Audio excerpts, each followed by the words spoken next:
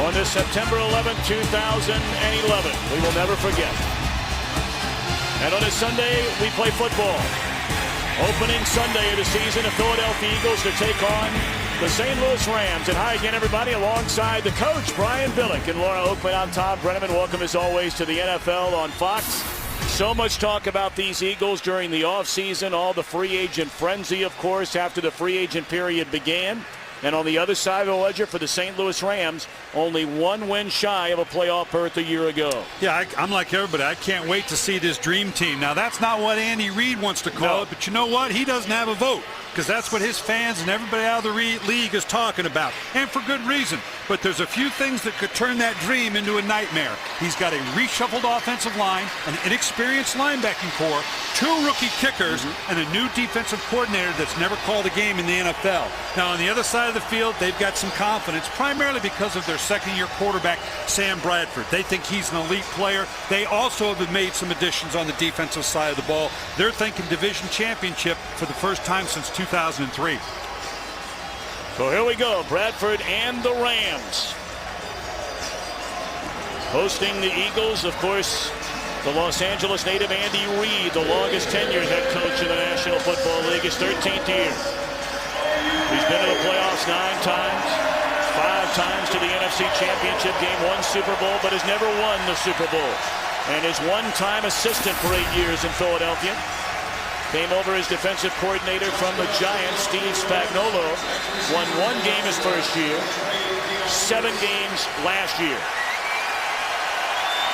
The Eagles have won the toss, elected to receive, and the rookie Dion Lewis will bring it out 7 yards from the end zone, and not a wise move by the rookie.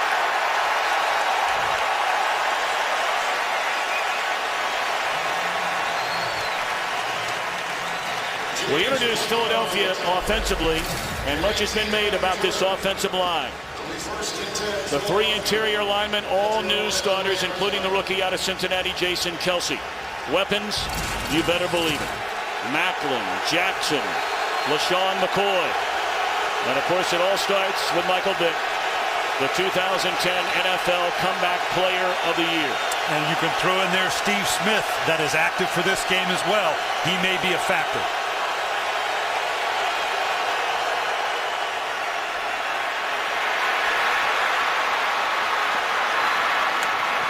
Good pickup on first down as Vick is quickly flushed from the pocket.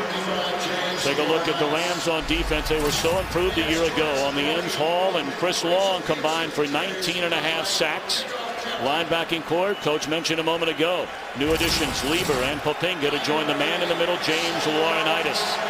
And in the secondary, the former Eagle Pro Bowler signed to a 4-year deal. Quentin Michael starts at free safety.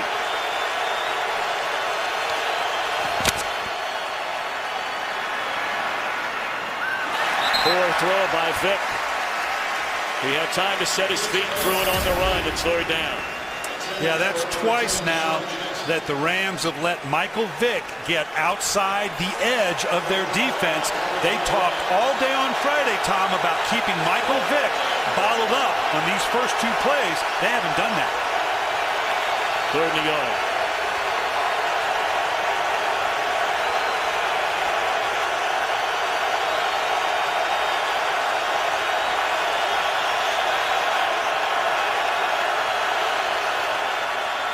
Direct snap to McCoy. Slips to the inside, and LaShawn McCoy has a first down up to the 29-yard line.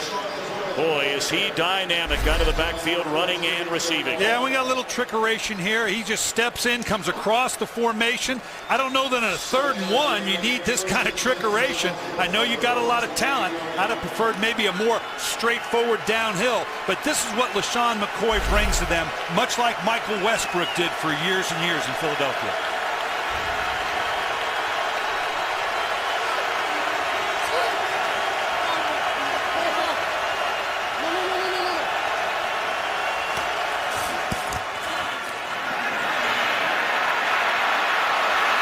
Trying to break it the other way, beats Robbins to the corner. What a nice play in the open field made by the former Eagle Pro Bowler, Quentin Michael. Yeah, Quentin Michael saved a big play here. McCoy's going to work his way back across the field. He got outside that edge, and had he not made this play, he might have gone to the house.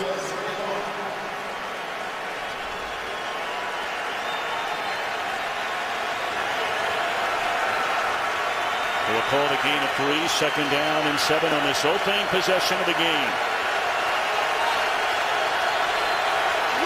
Playing in a dome, the rookie center, Jason Kelce. Play clock down to 1. They didn't get it off. And this was a concern for Andy Reid. We talked about, obviously, anytime you come delay into of a game, dome. offense, 5-yard penalty, still 2nd down. You got a rookie center in Jason Kelce. There's a lot of line calls that he has to make. Obviously, in a dome makes it more and more difficult. Until you've done it, that is a lot for a rookie center to deal with.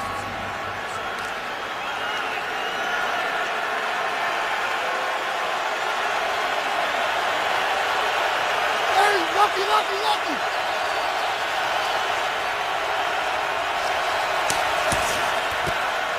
2nd and 12, they'll hand it off. And McCoy chopped down in the backfield. That's James Hall. Penalty flag is down. Offense, number 71. The penalty is declined. 3rd down. 3rd down, they decline the penalty. Yeah, they're going to get this called on the left side right here on Peters. As he goes inside, he kind of jumped inside on him. I'm not sure he really held him, but he had his hands outside on the shoulder pads. That's going to get called every time. So now, a 3rd down and 18.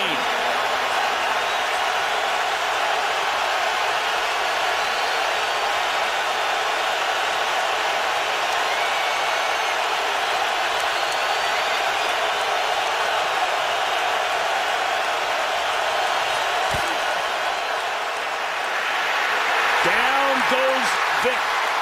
And then he apparently kept that knee from touching the ground, escaped briefly, but he's sacked. They brought Bradley Fletcher off the corner to get him.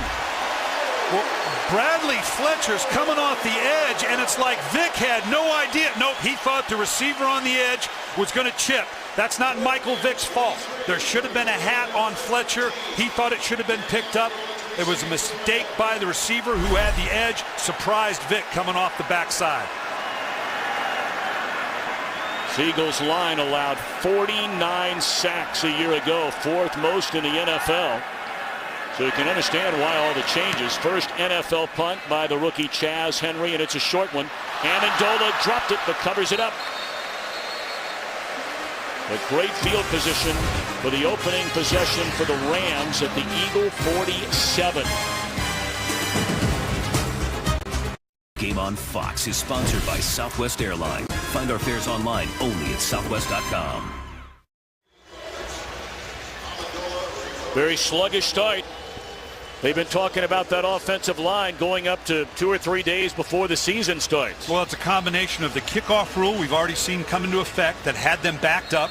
The offensive line iffy, Michael Vick under pressure virtually every snap, and now St. Louis gets to start out with favorable field position. They call him the Beast. That's Steven Jackson, and he is inside the 10 and a touchdown.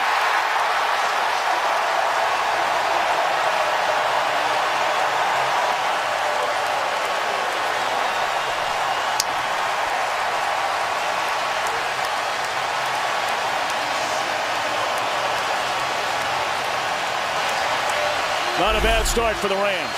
Well, you can see right here, we talked about this young linebacking core. I want you to watch as he comes in the line. Stop right there. They have over-pursued. The slot man comes up and protects. That turns into a touchdown for Steven Jackson.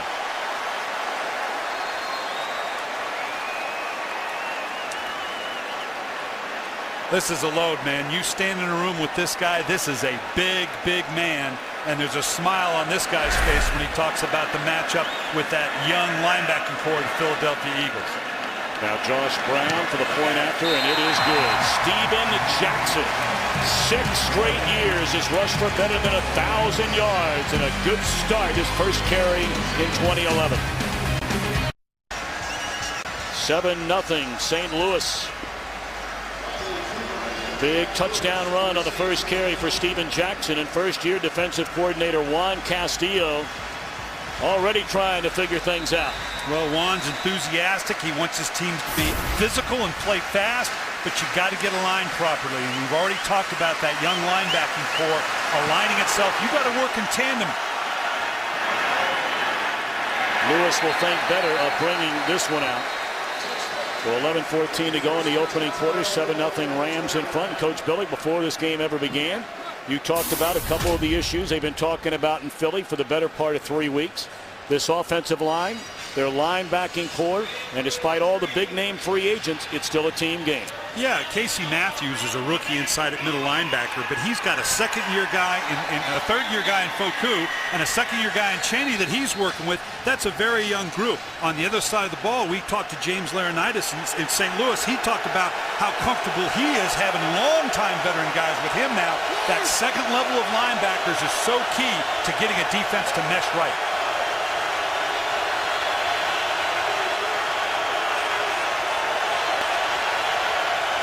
Play clock down to 2. They didn't get it off. It didn't look like. Well, no flag. Yes, they didn't get it off. That's the second time it's happened to Vic and the Eagles offense. Prior to the snapping of the ball, Philadelphia has called their first timeout. The Timeout, center, Kelsey, Philadelphia. is having some issues making his line calls. And you can expect that from a rookie. As we anticipated, Laurinaitis and that St. Louis group is very, very active. Well, now we understand they got the timeout called just before the delay of game penalty. Second most penalized team in the league a season ago. But boy, offensively, the Eagles rewrote team history. Most points in a year, most total yards in a year, second most touchdowns in a year. Only New England and San Diego scored more, but the sacks were an issue. Yeah, and you're talking about a team that's been 2 division titles in the last 2 years, and yet they come in and blow this team up because they knew they had to be different.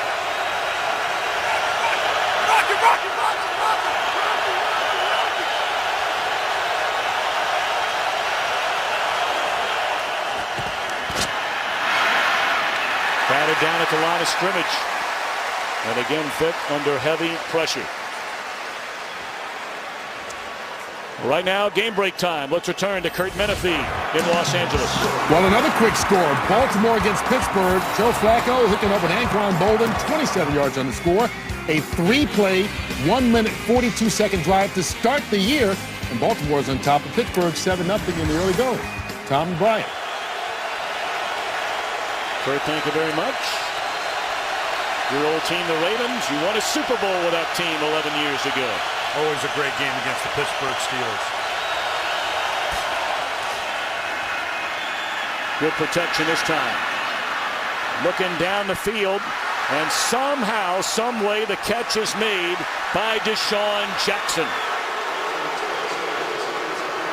Wow, now that's just throwing the ball up for grabs to a guy. I don't know that I want to throw a jump ball to Deshaun Jackson. He's usually going to get behind the secondary. But Michael Vick having great deal of confidence, obviously, in his arm to get it there. And Deshaun Jackson, they just lost sight of it. That's a great catch by Jackson. The secondary lost sight of the ball. That easily could have been a pick. Jackson, a brief holdout once training camp began in the final year of his 4-year rookie contract. Still looking for that big payday, but he is their Ryan Howard, their big home run hitter. Poor throw to the open fullback, Owen Schmidt, 2nd and 10. I want to show you something here, Tom, that's putting a lot of pressure on Kelsey, the center. Because they're in gun so much, look, his head is down. Because of the gun, he's got to get his head down to account for Vic. Now he's got to look up. You can see Laurinaitis. He's right there in the gap. This is a lot for a center to have to deal with. He puts his head down. Laurinaitis and the other linebackers in and out of the gaps. There's a lot to communicate with the offensive line. Here you can see it again. Up into the line of scrimmage. They're making it tough on this rookie. McCoy on the pitch to the right. And Laurinaitis. Boy, what a pickup Laurinaitis has been. 2nd round out of Ohio State. Their leading tackler each of his first 2 years in the league, and there is no question as to who the leader of this St. Louis defense is. Yeah, and that's amazing because you're talking about a third-year guy. He's sucked up into the line here, trying to draw the offensive call. Look at the lateral movement by Laurinaitis. And he can do that because he knows the edge is contained because of the nature of the defense. 3rd and 11.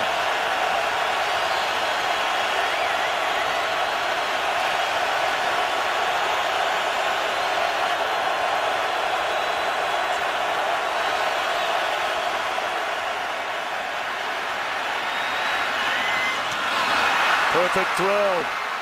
And the catch made by Jason Avant, the sure-handed possession receiver out of Michigan. Set a career high with 51 catches a year ago. A forgotten man a lot of times in this offense.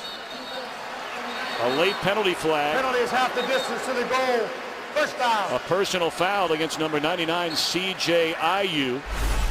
Nice job on protection. They're going to commit the tight end and the back on the end, and then they're going to move Vic in the pocket. This buys that little extra time to allow him to get the ball down the field. Starts in the inside, breaks to the back to the outside. Just a clean out route. This takes time for that route to develop, and the athleticism of Michael Vick. Go ahead and commit the extra guy to it. Ayu hitting Vic late, tacking on 15 more. So 1st and goal at the 10. Inside handoff to Ronnie Brown, another free agent signee. Former number 1 pick by the Miami Dolphins. Racked up nearly 4,900 yards his first 6 years in the league with Miami. Tom, this is where the Eagles ought to be better this year. Their running back core is a solid one. They added Ronnie Brown. They got Dion Lewis in the draft. This is a team beyond just Michael Vick that if they want to commit to some runs, and this is an area you'd love to be able to run the ball, they're capable of doing that now.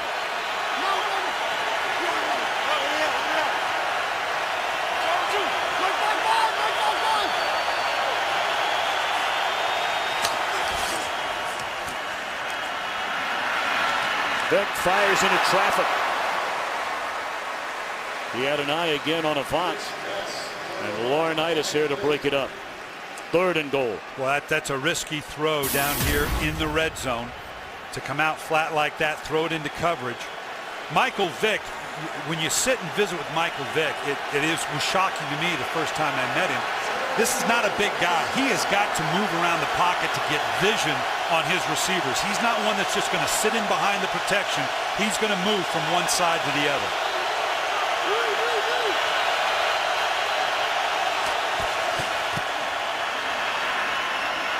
McCoy to the end zone. Great play call, middle of the field wide open. They just drop it off to LeSean McCoy. And a 7-yard touchdown throw for Vick. Well, this is just what's called a little tunnel screen. Everybody's looking wide, Vick looking to the end zone, then you drop this thing underneath with a guy like McCoy that's got a little bit of shake and wiggle, yet can get physical when he has to. You're right.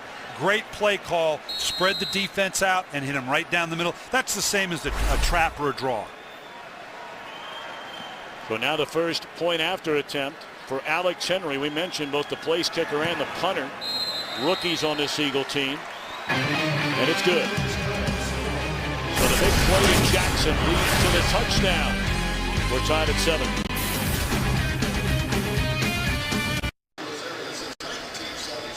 Seven game. 8:13 to play in this opening quarter. Michael Vick on the 7-yard touchdown throw to LeSean McCoy. Well, great response by a veteran team, Tom. You and I are always talking about how does a team emotionally respond. Philadelphia coming out with a tough start, and they responded emotionally with a good long scoring drive. And the kickoffs, as we talked about throughout the preseason, now the 35. And Jarius Norwood brings it out to the 18.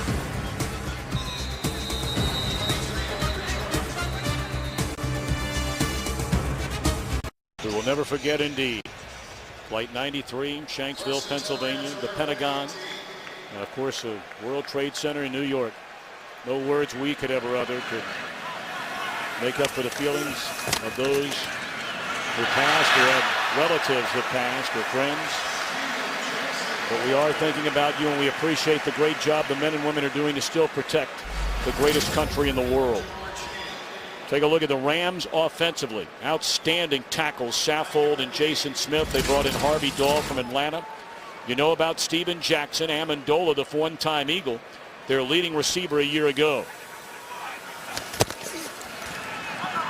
Play fake to Carnell Williams. First throw for Bradford.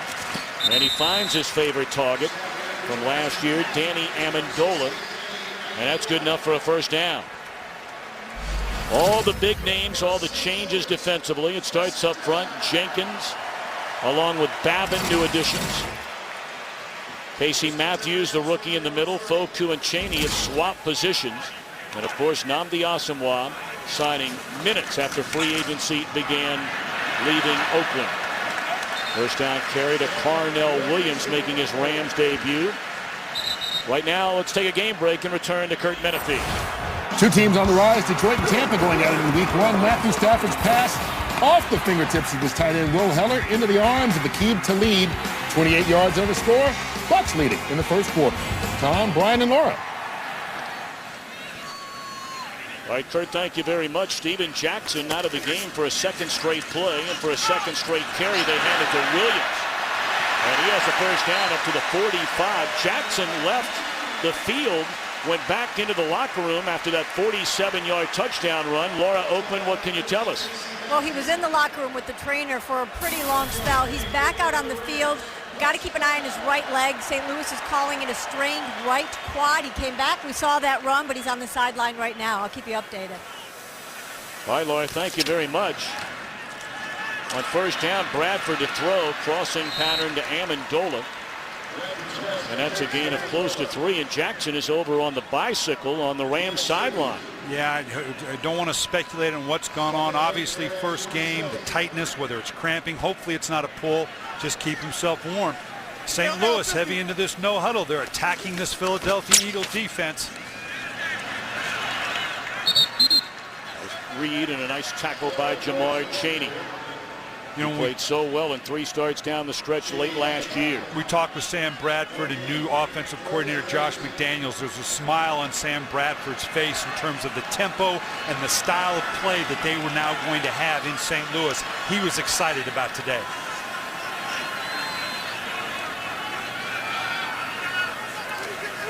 On a 3rd and 8, Bradford steps up, delivers a strike. The ball is fumbled. It's then picked up, and they're saying an incomplete pass.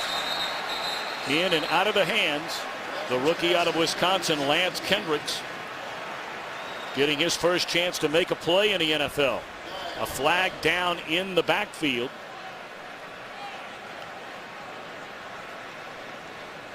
Illegal use of the hands of the face, defense. Number 93, 5-yard penalty, automatic, first down. That's Jason Babin. Boy, that is a tough one to swallow. You've got them off the field on a 3rd and long. Here the rookie, Lance Kendricks. Does he have a catch? No, they ruled it incomplete. They have high expectations for this rookie out of Wisconsin. But to now have a team off the field and they're back on the field on the other side of the 50, that's a painful penalty.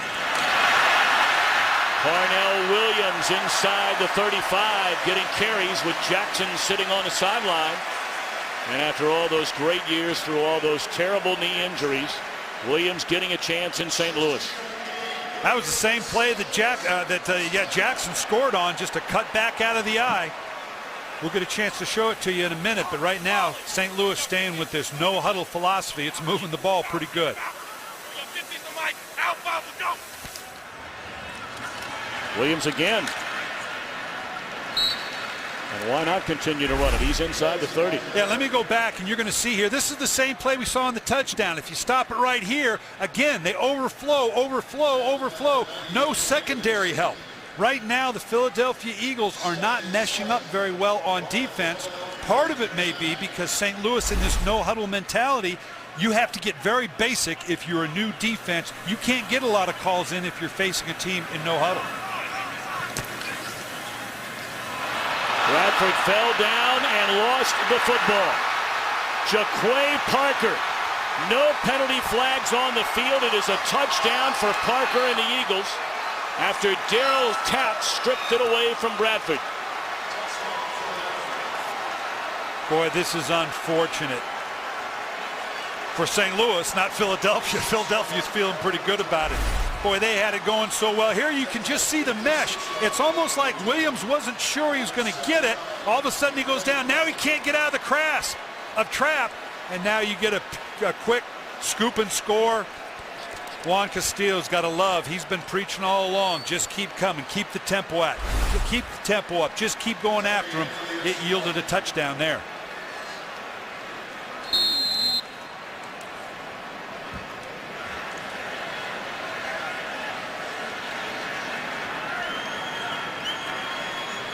Second career touchdown for Jaquay Parker.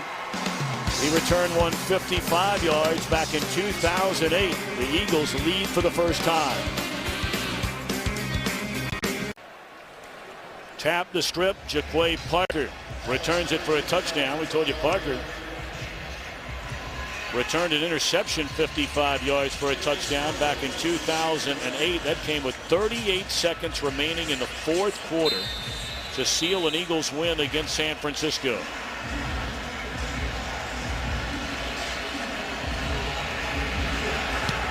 Henry puts a foot on it. And again, Norwood going to bring it out. He only reached the 18 the last time. He'll do slightly better than that this time, up to the 24. September, we're looking into October. The American League's best teams will look to the brightest stars for the newest hero to lead them into a fall classic. Our exclusive coverage of the American League Championship Series begins October the 8th, only on Fox. Of course, they have a pretty fair baseball team in Philadelphia. Not a bad starting rotation. Let's run Cole Hamels out there in a game 3. Like your chances.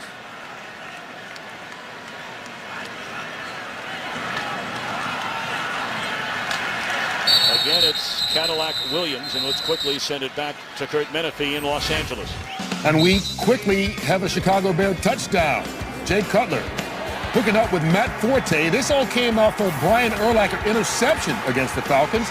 They're taking 56 yards, and the Bears on top of Atlanta, 10-3. That one late in the first quarter. Tom, Brian, and Laura.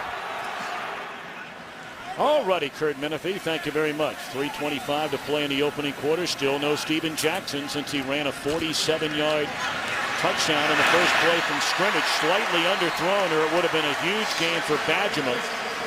Nonetheless, a first down up to the 42.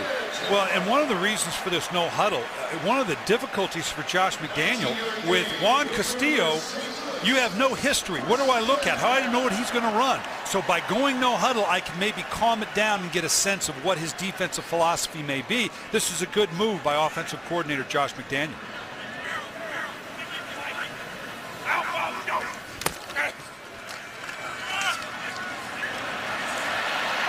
Well, Cadillac Williams looks strong here in the first quarter. We saw Tampa Bay a lot last year. LeGarrette Blount, of course, took over as their primary back. Talked about McDaniels, former head coach the last 2 years in Denver. People forget Kyle Orton set career highs in virtually every statistical category. The Broncos last year were 7th in the league in passing yards. And you can see there, he's still calling this now. This is more a sugar huddle. Maybe a no huddle is a misnomer, because they are quick huddling or getting the calls from the sideline. Take it one way, and a dangerous throw when you're throwing in the ball hawking area of Asante Samuel. Let's check in downstairs with Laura Oakman. I'm going to continue with the Steven Jackson update. He came out, wanted to test that leg. We saw he was able to get that burst and get some nice yardage, but he's not looked good since. He's been on the sideline just shaking his head when any teammate or his running back coach, Sylvester Croom, came up to him. Doesn't look good right now, guys. That is a big, big hit, not only in the running game, but also the receiving game.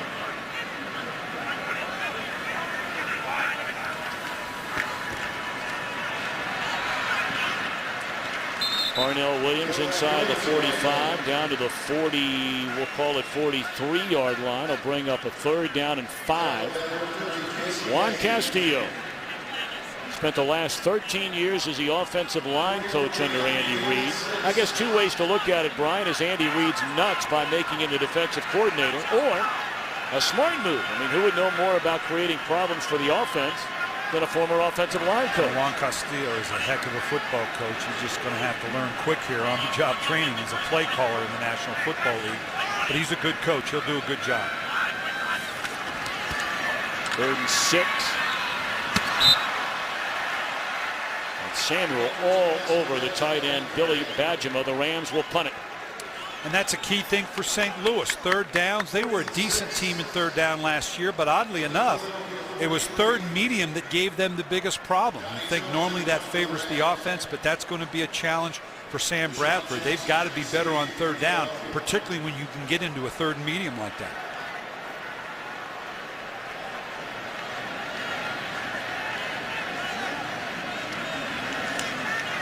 Jeremy Maclin, playing in his hometown of St. Louis, drops back. And his teammate Jackson will watch it bounce into the end zone. So the minute 7 to play in the opening quarter, the Eagles with a 7-point lead. I'd like to tell you about what's going on with the NFL today, holding a special auction to benefit 9/11 charities. Autographed game-worn jerseys from today's game, along with today's game ball and other unique NFL items, will be auctioned to raise money for Tuesday's Children and My Good Deed, 2 great organizations. Please visit NFL.com/auction today to bid if you're able.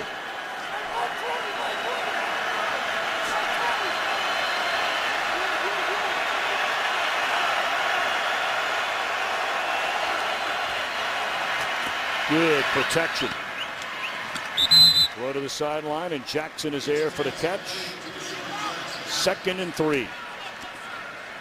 Well, we're seeing both teams break the formation with their personnel. One of the things that will do to help Philadelphia by taking your fullback, your extra running back, your tight end, and flexing them out, it reduces the number of bodies in the defensive front. Might make it easier for Kelsey to make his line calls when you spread them out that way.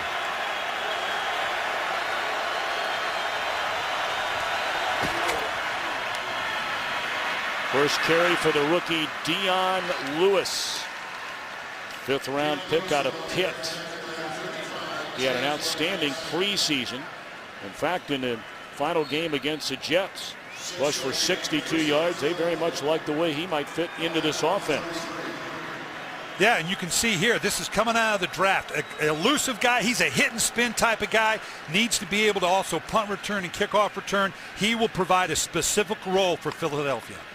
Well, that's the end of the opening quarter. Eagles 14, Rams 7. Fox NFL Sunday continues after these messages.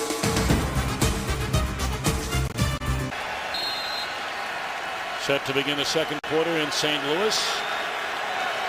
Eagles, thanks to a big turnover, a 14-7 lead.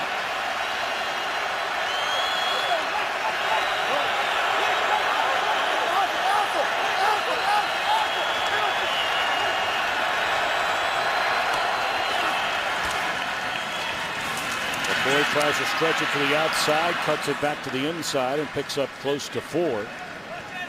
Some of the numbers from the opening quarter. And you know, Brian, nobody gets more tired of hearing about turnover differential than me.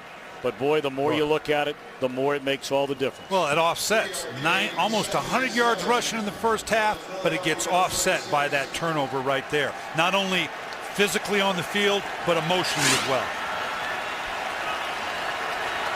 Been a staple for Andy Reid teams over his 13 years, winning the turnover differential and plus all the wins.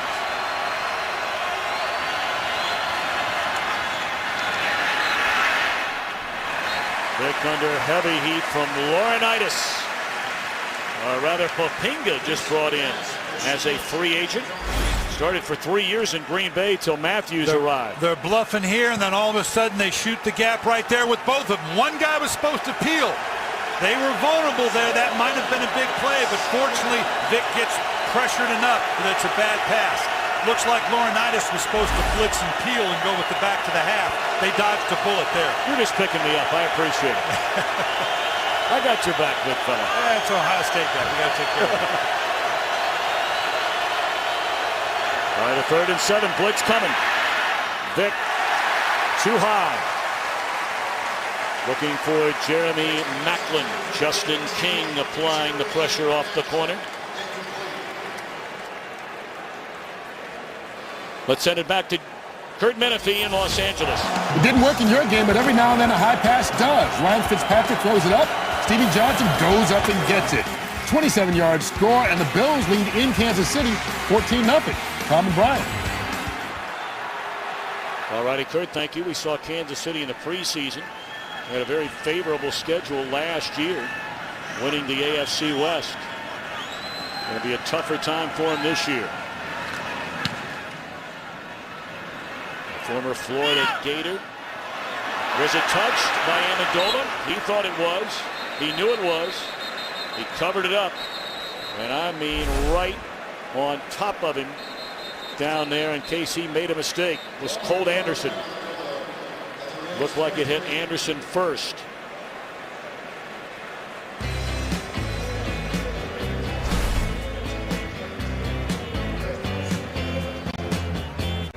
An animated Steve Spagnuolo over on the sideline with his defense. Coming up this November, Fox Sports steps into the octagon with an epic heavyweight title fight. Number 1 ranked contender in the world, Junior Dos Santos, squares off with undefeated world champion Cain Velasquez. Must-see mixed martial arts event right here on Fox for the UFC Heavyweight Championship of the World. Saturday, November the 12th, only on Fox. Still no Steven Jackson.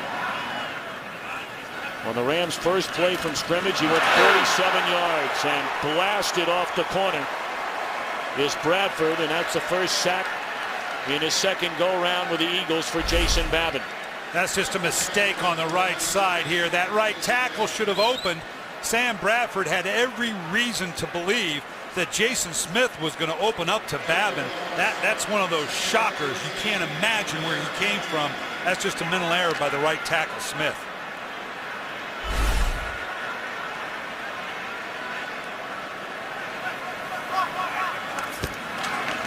Second down and 18. The first man through. They give it to the fullback, Britt Miller. That's a nice pickup on second down.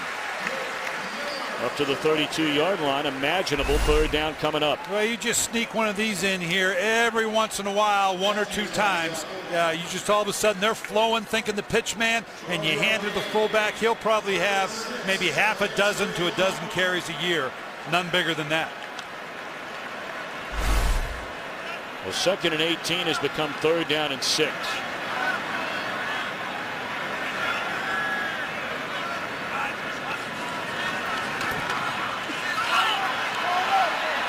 Well, Bradford just does not look very sharp early on. There's a flag down the field, and this could be pass interference against Philadelphia. It is.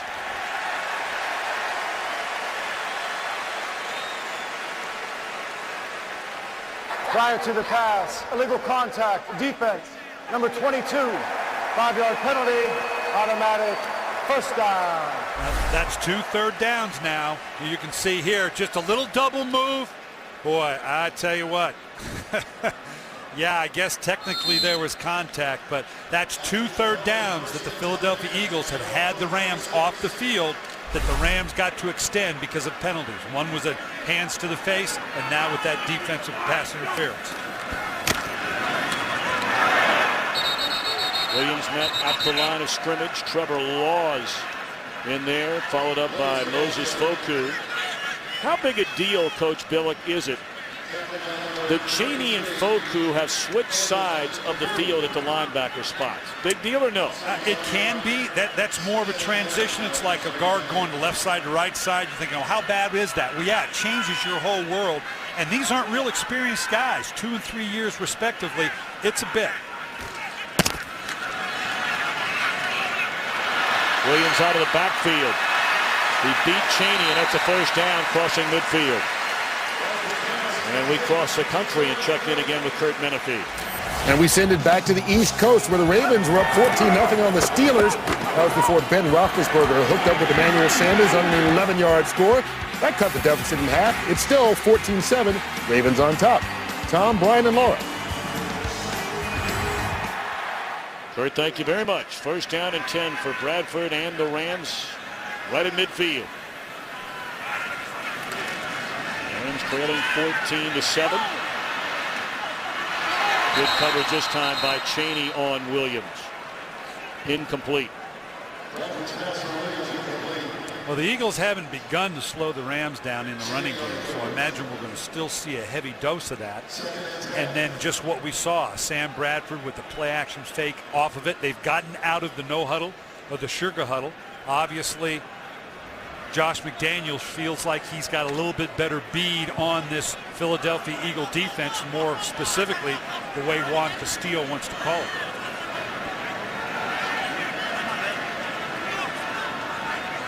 Rams being forced to operate without their #1 weapon on offense. Tried to set up the screen, read beautifully by Philadelphia defensively. It's 3rd down and 10. Jackson is standing, but at his own 40-yard line. In the area. 3rd down. And doesn't appear anywhere close to coming back into this game. Laura, what do you know? You know, I know he was so excited about his matchup today. He wanted to pick on those linebackers all day. He told me he's looked so disappointed. The Rams aren't going to let us know anything officially until halftime, but it sure doesn't look like he's any close to returning. Man, 1 carry, 47-yard touchdown, has not returned.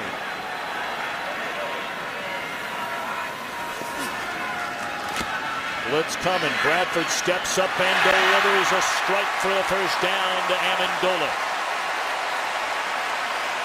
He beat Dominique Rodgers-Cromartie, who came over in the Kevin Cobb trade from Arizona. Well, we were wondering what were they going to do with Amendola here in the slot right here. Who were they going to put on him? They put Rodgers-Cromartie. That is a tough coverage duty for a corner. You're inside on a slot. It's basketball on grass. You got a 3-way break, right, left, and vertical down the middle. That's tough duty for any DB.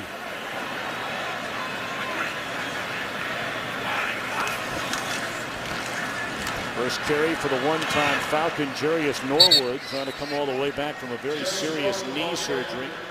Speaking of serious, Mike Patterson made the tackle there, and by all accounts from those who were on hand during training camp with the Eagles, that 4-minute seizure suffered by Mike Patterson, missed 18 days of training camp. He's played more games than anybody else right now wearing an Eagles uniform, and it's great to see him back. And that's a huge, both the pickup of Cullen Jenkins and him back is a huge for this defense with Babin and Cole on the outside.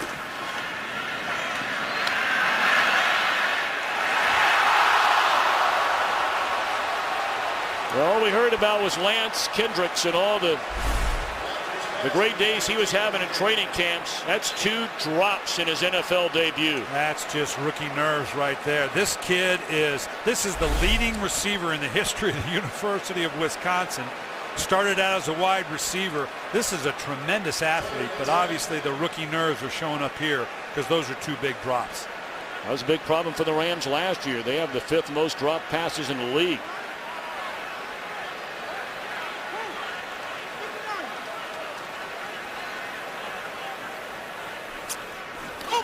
Blitz coming. And Gibson can't hang on. Darryl Tapp put a hit on Bradford. Well, this is the experience of Bradford now. This is a huge opportunity. Both sides said, please blitz us, because out of blitz comes the possibility for a big play. So when all of a sudden you get blitzed, you have the opportunity to gash in the middle, and then the ball's dropped. Very frustrating for the Rams. Josh Brown, one of the big legs in the NFL. This will be a 49-yarder. And it sneaks inside the left upright. Don't forget the Rams are going with an undrafted free agent as their long snapper, Jake McQuaid, 14-10 game.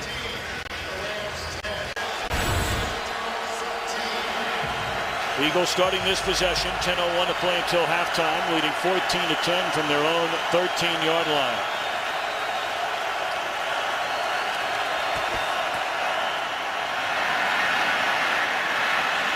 Vick looking down the sideline and through the fingers of the intended target, DeSean Jackson. That was a well-thrown ball against a cover 2 with the safety bearing down on him. That hit him strictly right in the hands. You can't throw that any better on Michael Vick's part, and DeSean Jackson knows it. he was out to the races. That would have been a 90-plus yard touchdown. And of course, that's his MO. With his 26 career touchdowns, 19 have been from 30 yards or longer, including 7 of them last year. Jackson's up here. May want to go to him again.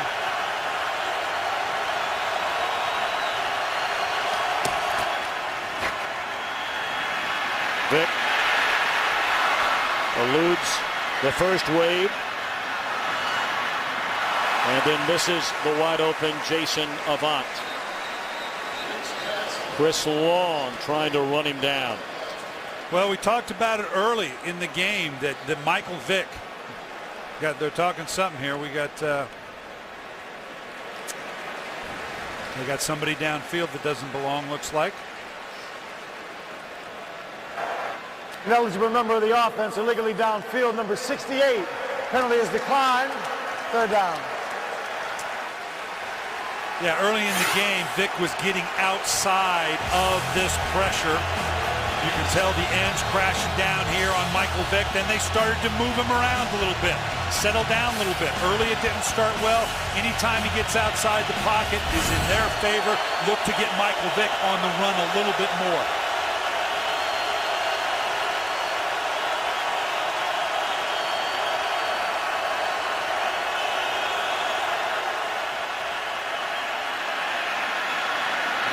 Great protection this time. And it's Macklin back in his hometown. He went to Kirkwood High School and moved on to the University of Missouri. Well, they're showing pressure here, but then they all fall out. This is a 3-man rush. If you're only going to have a 3-man rush against Michael Vick, you better get your hands on these wide receivers because he's going to have a long time to sort out where he wants to go. That was Harriman's working on Long. Harriman just moved from left guard to right tackle with all the changes in that line. Of course, Macklin had a summer health scare, got tested for lymphoma and other serious illnesses, did not play at all in the preseason. Well, he's a big part, obviously, in combination with Deshaun Jackson, particularly with the Michael Vick at quarterback. The ability to move around. You throw in Jason Avant, yet we've seen Stephen Smith. That's a gifted, athletic receiving corps. Vick tucks it away, picks up close to 3, and let's go back to Kurt Menefee for a game break. Well, the Cleveland Browns, a popular pick today in a lot of suicide pools, mine included. Colt McCoy trying to help us out, hooking up with Ben Watson, 34 yards on the score. They were down 13-0 at one point. It's a little bit closer, 13-7 approaching halftime. Tom and Brian.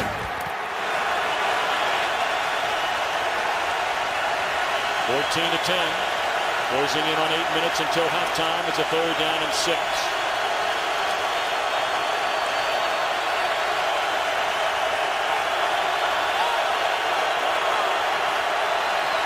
And the play clock down to 1. They spent a timeout. They've already had 1 delay of game penalty. Nearly had a second. We'll be back. 8 years, Steve Spagnuolo, an assistant on Andy Reid's staff with the Eagles before a 2-year stint as coordinator with the Giants. And now they go toe-to-toe in this season opener. 3rd and 6. Good route, good throw, good catch by Jackson. They move the chains. Yeah, again, you can see the same thing. They show pressure, and then they drop out. It's another 3-man rush. This 3-man rush is not going to do it against Michael Vick. If you think him sitting back there that he's not going to be able to find these receivers, if I'm St. Louis, I'm going to get back to that earlier pressure that I saw in the first quarter. Vick 6 out of 14, 106 yards and a touchdown.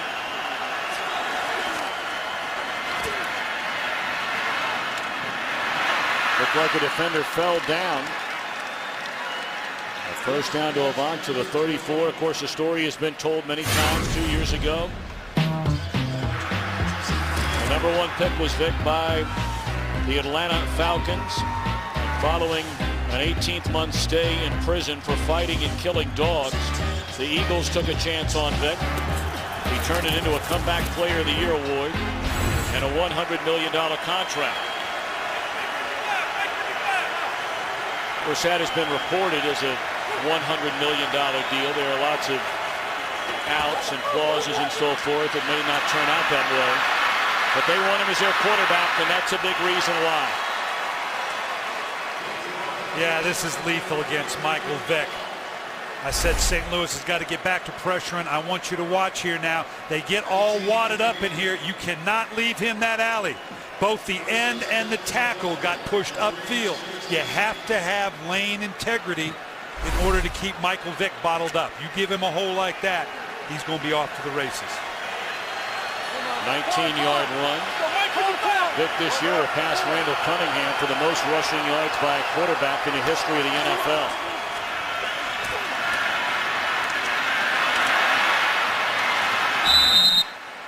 Greg Dahl able to come up and slow down McCoy just enough. Second down. Yeah, I was fortunate to have Randall Cunningham late in his career, and he, like Michael Vick, very much wanted to show he could be a pocket quarterback, a guy that could win from the pocket. We actually had to get to the point we had to kind of push Randall out of the huddle, say, you know what, we're out of the pocket. It's okay for you to still run. You don't have to do that with Michael Vick. He sees a hole like that. He's going to take it.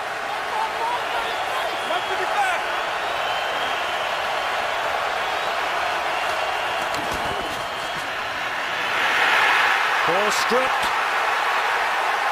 and the Rams have it. Win Michael, Vick's former teammate, on the safety blitz, catches Vick on the blind side, and Laurinaitis covers it up. Boy, that is a tough one after a play-action pass. He went play fake to the left on the backside. In order to sell it, your offensive line has to sell it out to the play fake side. If someone extra comes off the edge, you got no IDs there. Obviously, Michael Vick didn't. Here you're going to see it. You're going to see the play fake going here, and then that's deep now. I can see why Michael Vick had no idea that he was going to come from that depth. It caught him off guard. So now 5:10 to play until halftime. Still no Steven Jackson. It's Carnell Williams replacing him. If you're just joining us, Steven Jackson on the first play from scrimmage rushed 47 yards for a touchdown. He has not been back in the game since. Turnovers even now at one apiece.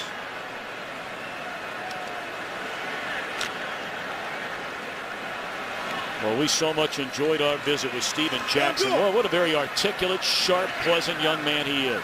Yeah, and I tell you what, he was bright-eyed and excited about this game. Hopefully that's not a long-term deal. Bradford having to get off the deck once again. We made a lot about the offensive line and what they're doing for Vick. What about the offensive line for Bradford? He's been under a lot of pressure. Yeah, and it's a different built offensive line than we talked about with Pittsburgh, or excuse me, with Philadelphia. You're talking about a first and second round draft choice in Peters, with Smith and Saffold coming off the edge, and they've got a bunch of free agents that they went out and acquired on the inside. It's the way they chose to build their offensive line. The third down and 7. I don't think it's enough for a first down. It's a catch by Brandon Gibson, but a good tackle made by Jared Page, and it's 3 and out for the Rams after that turnover. Yeah, this is on the receiver. The receiver in this situation has to settle down at the first down depth. The quarterback's under a lot of pressure. You got to know that in this situation, the catch gives you the first down. He pulled up a little short.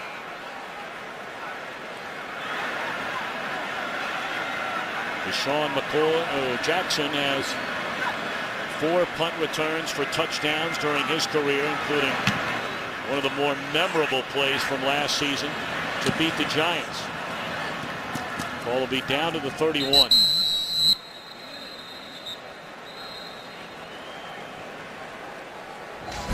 While we have a moment, we'd like to welcome the men and women in uniform serving around the world.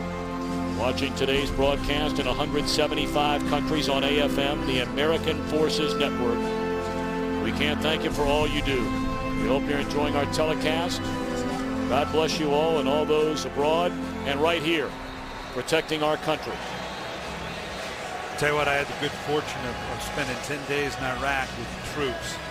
And you want to feel good about this country, you want to feel good about the future of this country. Whether you're in an airport, out and about, just sit and spend 5 minutes with one of our members of the armed services. Young, bright-eyed, mission-driven. They're the best of what America is. I'll tell you what, it's exciting to be around with people. Tell you who else doesn't get a lot of credit on this 9/11, and you think of all the things that could have happened in this country over the last 10 years that, thank God, have not. Those that we're probably never going to know. Absolutely. That are right here in Homeland Security, the FBI, and so many others. What an unbelievable job they do. 5-yard penalty added to the play, an illegal man downfield for the Rams. So this drive starts at the 35 with 3:40 to play until halftime, and Vick fakes a screen and just throws it in the ground. That's an incomplete pass. Well, this is just good, smart play by Vick. He's going to see right here, because this is a screen play all the way. You can see the lineman working down the field. He sees right now, I got a problem. This is not going to go well. Tries to salvage it late there a little bit. I don't know that I care for that. That's when you just put into the ground. Don't risk the turnover, particularly on a short field in this situation.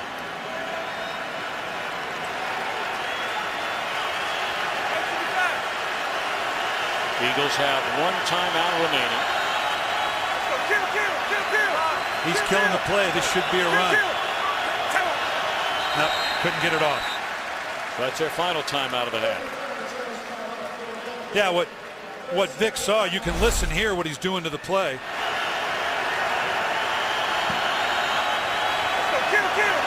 What he's doing is, they obviously had a pass on. St. Louis was getting to a very soft defense, a shell 2 defense, which says when I'm in 3 wides and spread out, this is a good running formation.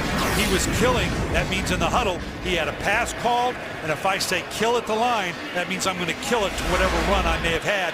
Realized he couldn't get it off. Saw Mike Kafka standing over there on the sideline with Andy Reid when Vick came over. Certainly worth noting that Vince Young, another free agent they brought in, coming from Tennessee, injured his hamstring in a final preseason game. He looked very good in the preseason when he played, but he is inactive today, so Kafka is the backup quarterback.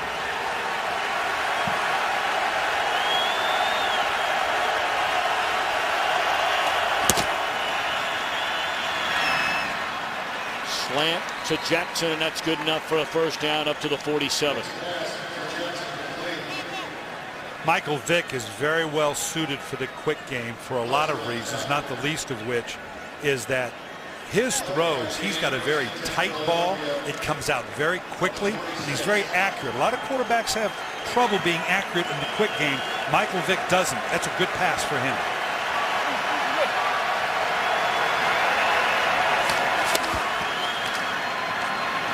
They bring the blitz. It's picked up. A Vick tackle maybe picked up a yard again. Let's check in with Kurt. Apparently, the Indianapolis Colts need more than just Peyton Manning. Today, they're getting stumped by Houston. This is Jacoby Jones, 79 yards on the punt return. They're not even at halftime yet. It's 34-0 Texans all over the Colts. Tom and Brian. Well, Brian Billick, in your power poll, you're a Texans believer this year. Just sheer odds at some point. All that talent's going to come to the forefront. Now would be the good time.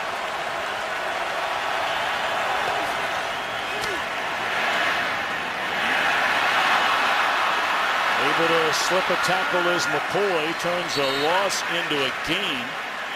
And McCoy is to the 45. It'll be third down and a yard. You're all over the place. I mean, you're on FoxSports.com, Twitter, at Coach Billick. And if any of you have a question, by the way, it's Coach Billick on Twitter. You're dialed in at halftime. I'm ready to go, man.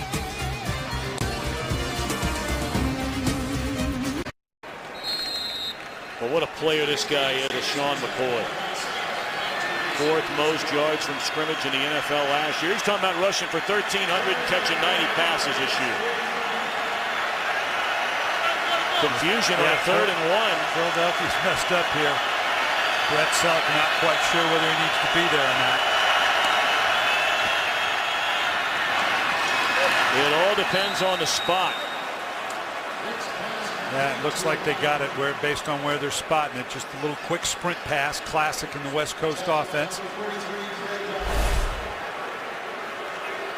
That yellow line is not official. He's crossed the line, but it's where they gave him the forward progress enough to where clearly it's a first down. Now down to a minute 30. Eagles out of timeouts. Leading 14-10. Vick rolling. And didn't look like he got both feet in. Nope.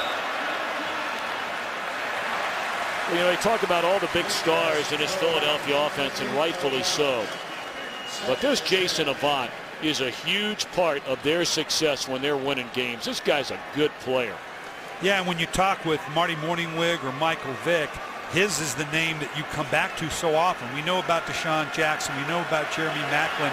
But Avant's a guy, last year, those 51 receptions, I guarantee you, were key receptions as a big part of this offense. Blitz coming. They pick up the first wave, and Vick just throws it away, being chased on the second wave.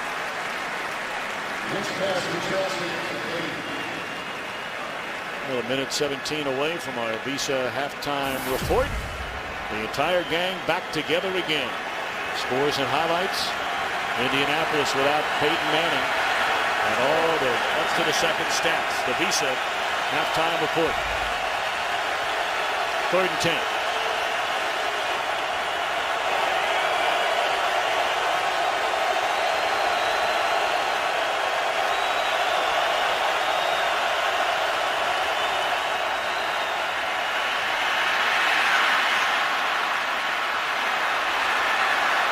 Looking up for a first down. He's inside the 30, all the way down to the 24-yard line. And again, the Eagles out of timeouts, and we're under a minute.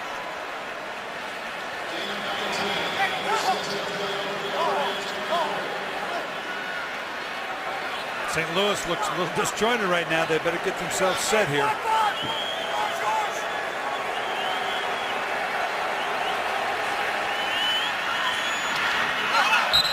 Throw is short.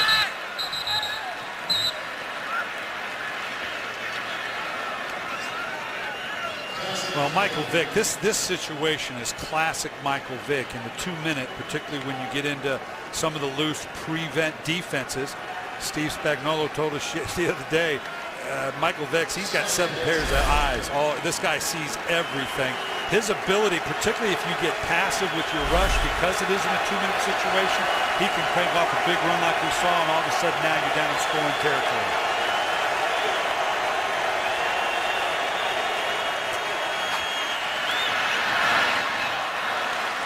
Into traffic, had an eye on Selleck. We've not called his name today.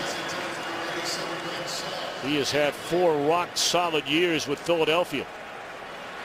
And Michael Vick talked about in the summer that if he's truly going to get where he wants to be, and that is a quarterback that can truly beat you from the pocket, Brett Selleck's got to have a good year.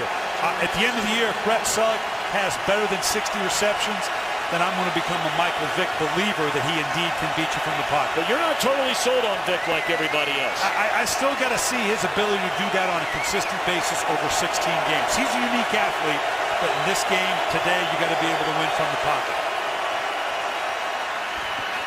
He finds Selleck. That's a step in that direction. We just talked about it. A first down. Clock continues to run.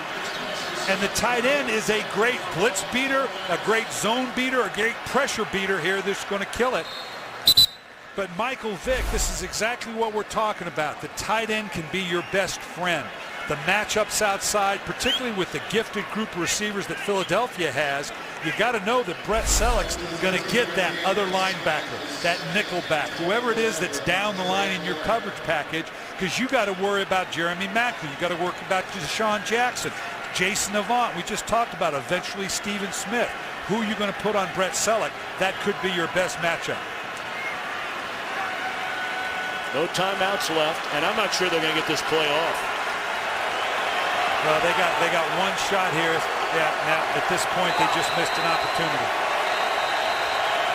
Coach, I got to ask you, and maybe for all we know, Second They down. wanted a little more wiggle room. I mean, the common feeling would be no way, that's crazy. But you never know sometimes over on the sideline. But I mean, Brian, this is a veteran quarterback. This is a long-time head coach. We have seen now 4 or 5 of these where they've either had to delay a game or just got in a timeout. Yeah, this is one you've got to have the faith in your quarterback. Don't get too cute. Don't try to put in too many personnel groupings.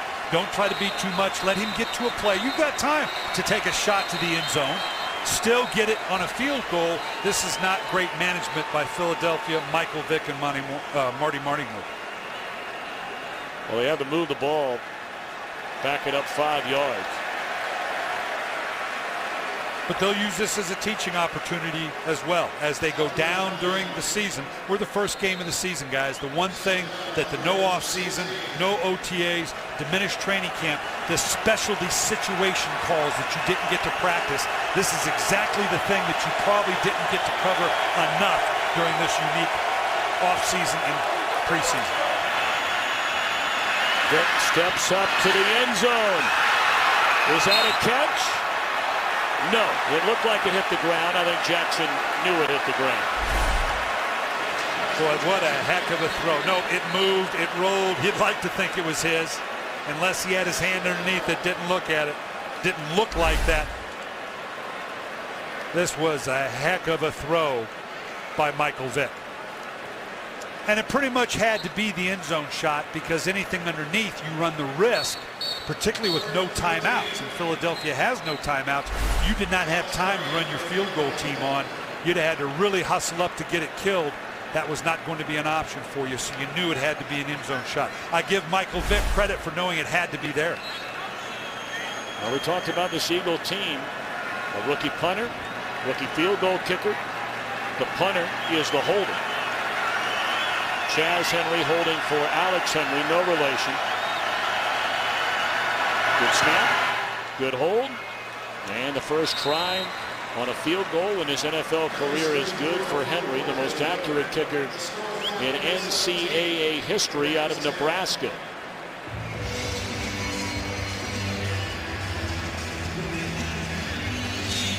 I guess if you're going to take a chance on a rookie kicker, drafting a guy who's hit 63 out of 65 inside of 50 during his college career, not a bad gamble. But hey, David Akers went to 5 Pro Bowls. I know he missed 2 big field goals in a playoff loss to Green Bay last year. Akers now with a 49er. What do I keep telling you, son? Your potential is going to get me fired. I mean, you're talking about the all-time scorer in the history of your club. Now, this is a good young rookie. And Andy Reid talked about, we talked about it in the open, Tom, this team has been totally made over. And that's an excellent example of it. You're letting the all-time leading scorer in the history of your franchise leave because you've got to get younger and make this team over. Yeah, there'll be some bumps in the road with these young rookie kickers, but so far they look like they're up to the task.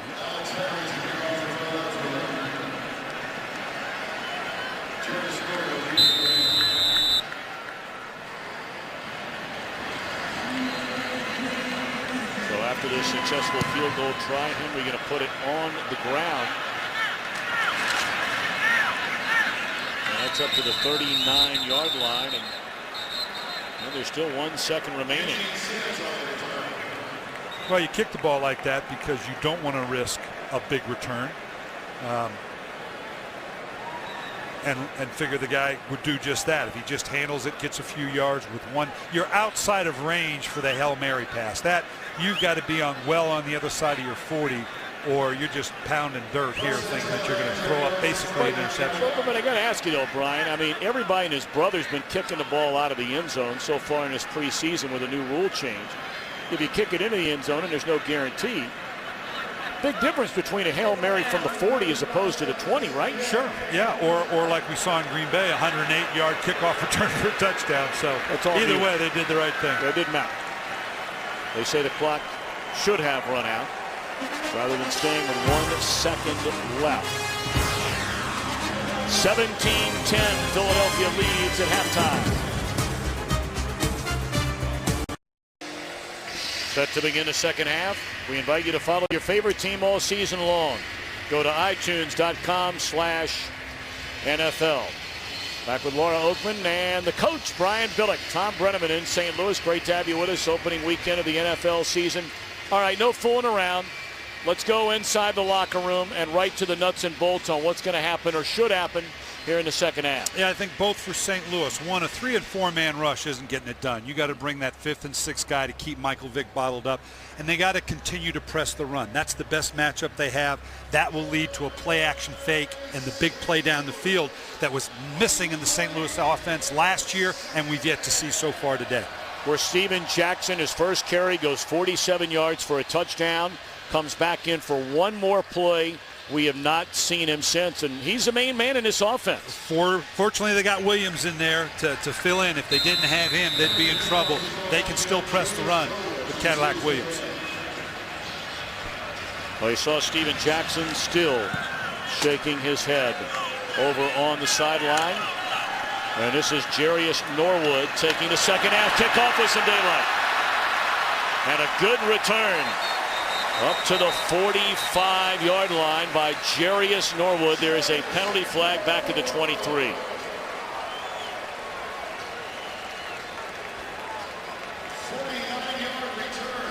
During the return,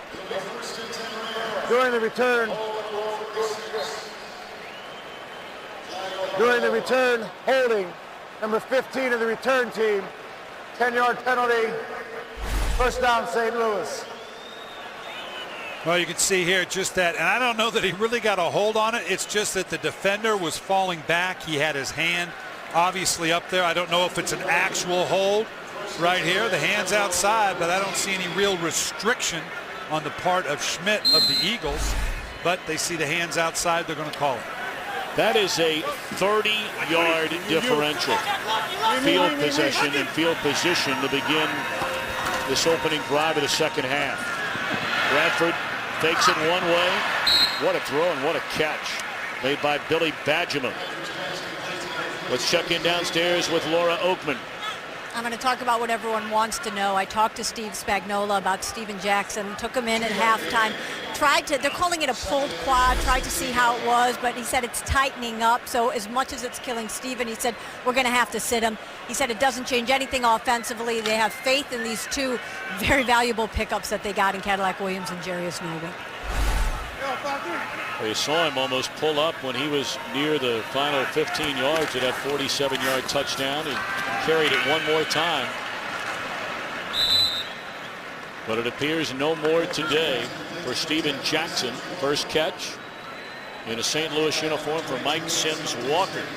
Signed as a free agent from Jacksonville. Third down on this opening possession. Yeah, and you don't going back to Jackson. You don't want to mess with a quad now. That can linger a long time. They want Steven Jackson for the long haul. Third down again. Third and medium, third and short has been the nemesis of the St. Louis Rams. It was last year. They've got to convert when you got a convertible third down like this. Trickery. Look at this. That's Amendola. Well, we saw in practice the other day, they threw it to Jarius Norwood, who throws it back to Bradford, and that's a first down and a completion. Yeah, they're just trying to get width here. You can see a delay, almost like a screen action. Amendola's going to sneak out. This is a lot to go through for 4 yards, but they're glad they got it, and that was under duress. Sam Bradford taking a hit once he got that ball out of his hands. Amendola slow to get up. Right back to the run game. And Williams run out of bounds. First time we've called the name of Casey Matthews today. Rookie linebacker, 4th round pick out of Oregon. Of course, he's from a football royalty family, the youngest member. That name Matthews, his grandfather played in the NFL. His dad, of course, longtime Pro Bowler, played 19 years. Uncle Bruce, a Hall of Famer lineman, and you know all about his brother Clay in Green Bay. That's why they call it the bloodline. That's a pretty good bloodline.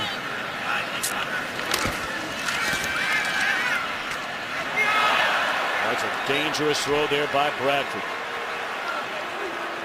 Foku running step for step with Sims Walker.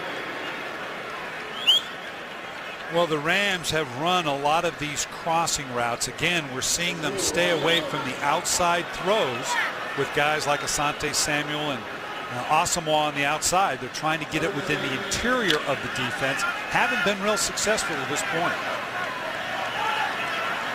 Another third down, this time 3rd and 8.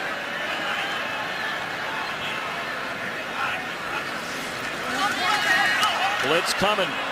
Bradford gets it away, and it's another drop. This time by Amendola. There is a flag down. This could be another big 3rd down flag on Philadelphia. Personal foul. Roughing the passer. Defense number 58. Contact below the quarterback's knee. 15-yard penalty. Automatic.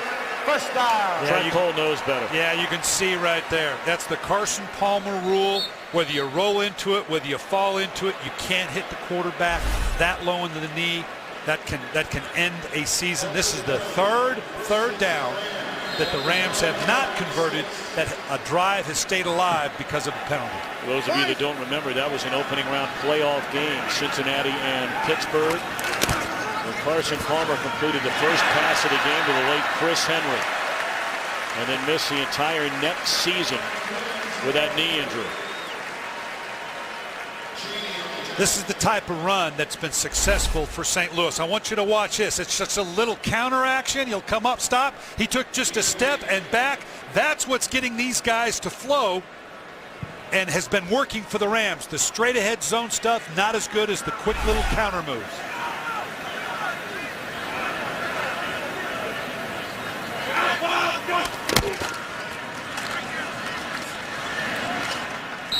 Didn't need much. Didn't get much. To finish that Carson Palmer injury on the hit he took, he was able to come back and play the following year.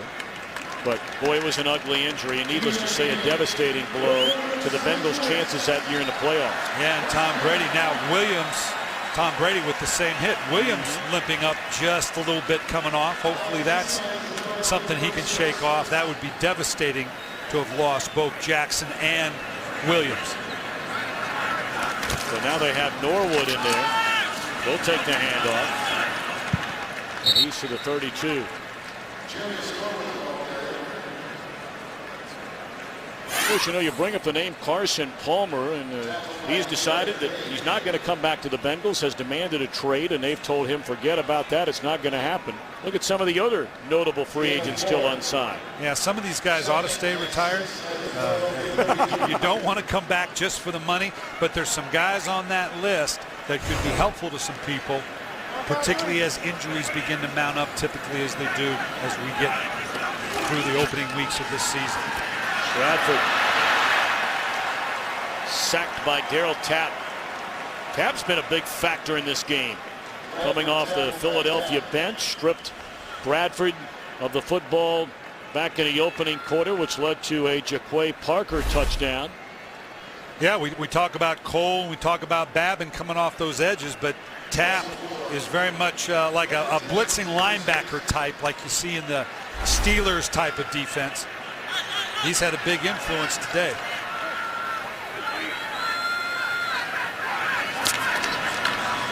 On 3rd down, they'll hand it off. And to the 29-yard line is Norwood, and out comes a field goal unit. So that sack a huge factor in keeping this drive, or actually stalling this drive. Yeah, interesting call on a 3rd and long. Clearly one to get you back into field goal position. Not a bad call. If you throw a pass incomplete, you're going to have to punt it. You're out of field goal range. This was a conservative, but probably a good call to get them back into field goal range, see if they can get 3 points on the board. This from 47 yards out. Brown has already hit today from 49. And that leaks off to the right and no good.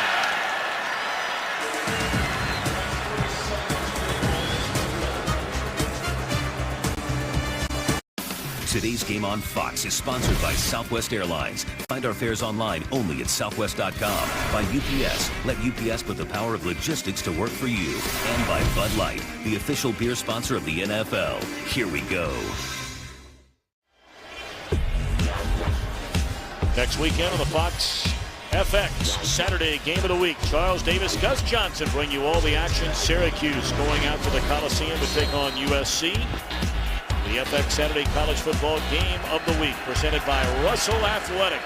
Check local listings for the channel and start time in your area. The McCoy on first down, run out of bounds. They're spotted at the 42, make it the 43-yard line. You know, Philadelphia's ability to run the ball, they could very well lead the league in rushing this year. One reason, obviously, when you throw Michael Vick's 30, 40, 50 yards a game in there, that certainly helps. But with the running back core that they have right now, in and of itself, it's a solid group, particularly when they've added the people they've had that allows them to have the balance to maybe push the run a little bit more than Andy Reid has done in years past. McCoy picks up the first down up close to midfield, depending on where they spot it. Right behind the first-year center, Jason Kelce. They found him in the 6th round out of Cincinnati, and they like him a lot. Yeah, their first-round draft choice, Danny Watkins, they thought would start for them at guard. It has not turned out that way. It's not even up today. That would have been a tall order to have 2 interior linemen, both rookies. Flag down, and this 9-yard pickup for Vick. 10-yard pickup apparently will come back. Holding. Offense, number 68. 10-yard penalty. Replay. First down. We were just trying to talk about Danny Watkins. They brought in Kyle DeVan after he was turned loose by Indianapolis. He's been a starter there the last couple of seasons, working in front of Peyton Manning. And he's a journeyman. You know, he's been with a number of different teams, solid, but it is a veteran presence. That's always a tough call as a coach. You go with the veteran, you know he's not going to make a mistake, but maybe he can't get the job done. Or you go with the rookie that you know is going to make a mistake, might get you beat, but he's a better athlete and probably going to be a better player. Well, it's certainly going to be interesting how the whole thing plays out as the season moves forward. You've got Peters and Anchor over there at the left tackle. You bring in Evan Mathis, another journeyman, to be your left guard. DeVan, you bring him in a week before the season opener to be your right guard, replacing your #1 pick. Rookie center. You move Harriman's, an outstanding left guard, to right tackle, to work under first-year offensive line coach Howard Mudd. They talked him out of retirement. And, of course, they're hoping that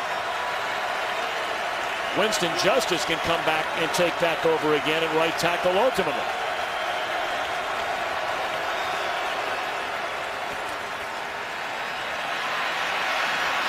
A lot of green in front of Vick. And he appears to have a first down. Flag down in the secondary.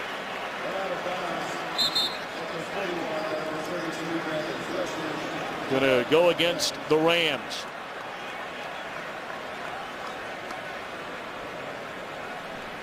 Holding. Defense, number 32. 5-yard penalty after the end of the run. First down. It's an 18-yard pickup for Vick. Well, we talked about it before. I want you to watch the way this collapses down in here. When you're going to rush Michael Vick, that's not bottling him up like we talked about with Steve Spagnuolo. You've got to keep your rush lanes, the integrity to the rush lanes. You can't let him get outside. Now you can see that hold on the DB, or excuse me, on the wide receiver that brought about the penalty. But you cannot let Michael Vick get outside of the rush lanes of the defensive line. Crossing pattern and left alone is Jackson.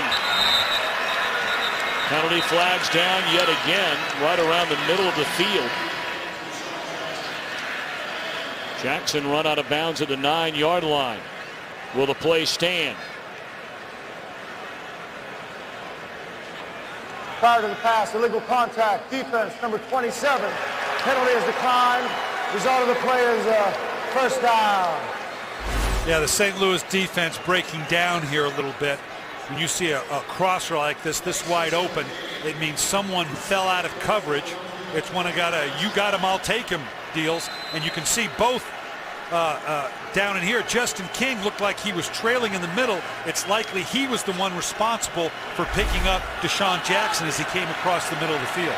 It's a 26-yard gain, first and goal, Philadelphia.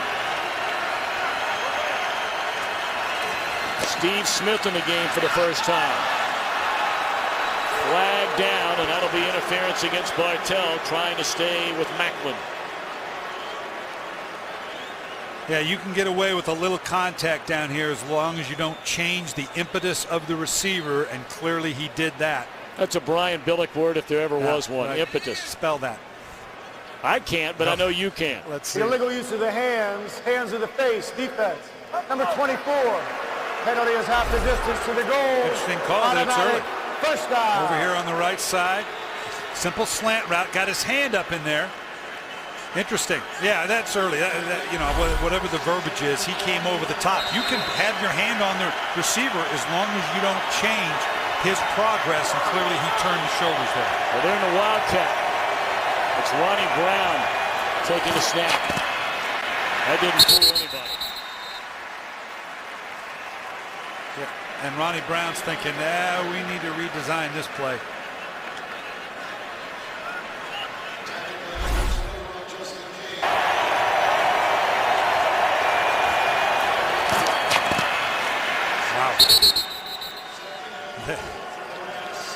They met in the middle of that nutcracker. Ronnie Brown's going to tell Marty Morningweg, hey, tell you what, let me explain this Wildcat a little bit better to you, okay?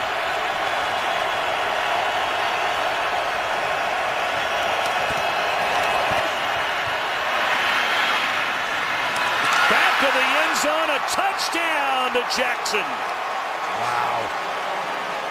Boy, it appeared momentarily as though there were nothing there, and floated to the back of the end zone, and Jackson runs it down. It is hard to understand just how hard a throw this is, going to your left like that. That's why you give a guy $100 million, I guess. The ability to make a play like that, spectacular.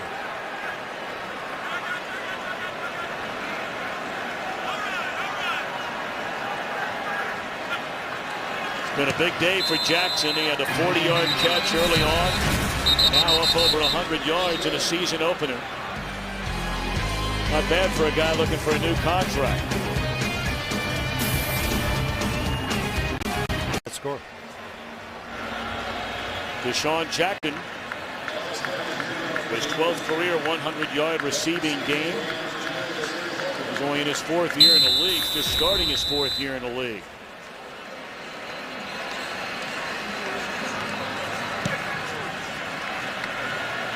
The 24-10 lead, and again, Jarius Norwood going to bring it out deep into the end zone. And it's very close to the 20. Vic, a couple of touchdown passes today.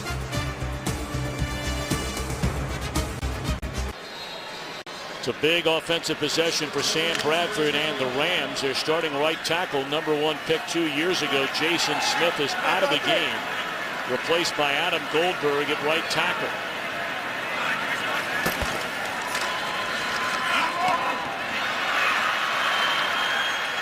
It's a gain of 12 on first down on the completion to Williams. But Tom, we got to go back and look at that touchdown. Michael Vick, this is why you give the guy so much money. That you can't imagine how hard a throw this is. Going to your left, I don't care if you're left-handed or not, to be able, with Brady Papinga just breathing down his neck, to throw up a touchdown pass like that. That's why you give him the money. Williams on a first down carry, a little pushing and shoving going on down there, right in the middle of all of it. It's Cullen Jenkins. I thought Cullen Jenkins, you know, with all the pickups that Philadelphia had in the offseason, Tom, and Asamoah and Babin and all the, you know, Stephen Smith come in, and I thought Cullen Jenkins may at the end of the day be the biggest offseason acquisition they made in terms of firming up on the inside to go along with Mike Peterson.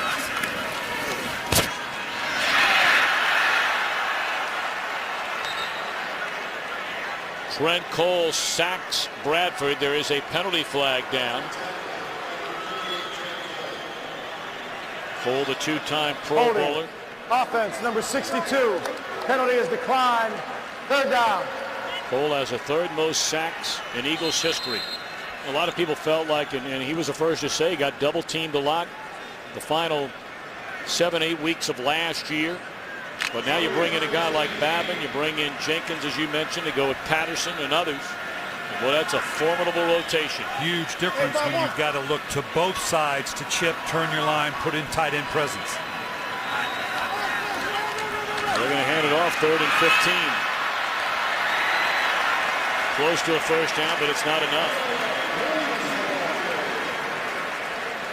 You think about going for it here? Boy, you got to think about it. You're down 14, or excuse me, yeah, you're down 14 points. You really haven't stopped Michael Vick in the last 2 quarters. Yeah, and it looks like he's going for it. You got to send a message. You got to give your offense a chance, if for no other reason, to keep the St. Louis defense off the field for just a little bit. Rams were perfect 6 out of 6 on 4th and 1 last year, best in the NFL. Time is called out by Philadelphia. Spagnuolo, a little time to think about this. Too much time.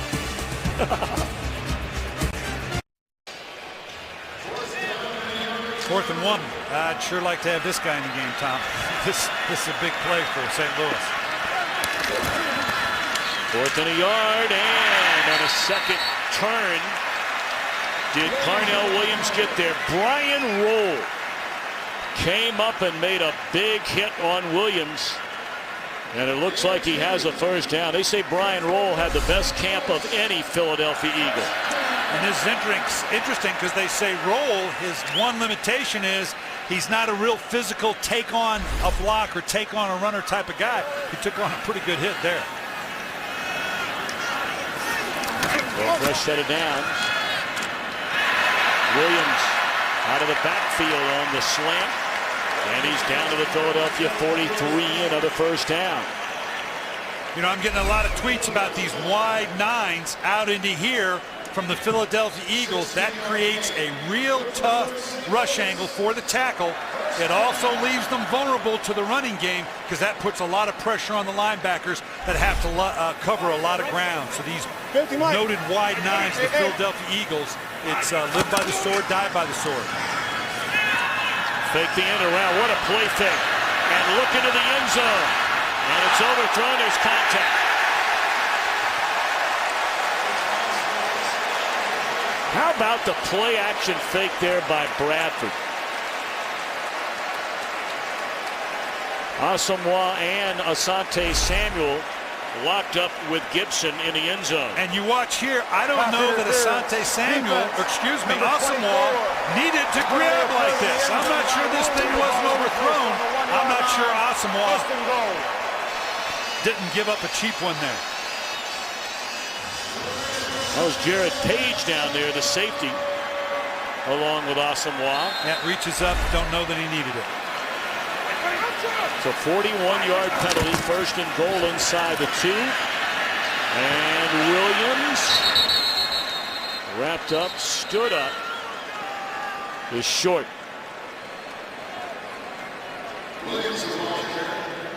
Well, this down here on the goal line for the Philadelphia Eagles, this is where the addition of a Cullen Jenkins, the physicality, boy, there's some hit going there. That just rips the head off. But that extra beef, we talked earlier about Cullen Jenkins, Mike Patterson. This is a bigger, more physical Philadelphia team than they've had in a while. We'll see if it shows up here. Oh, that's a killer. That's a killer if they call this on St. Louis for movement. Ball start. Offense, number 47. 5-yard penalty. 2nd down. That's your tight end, Benjamin.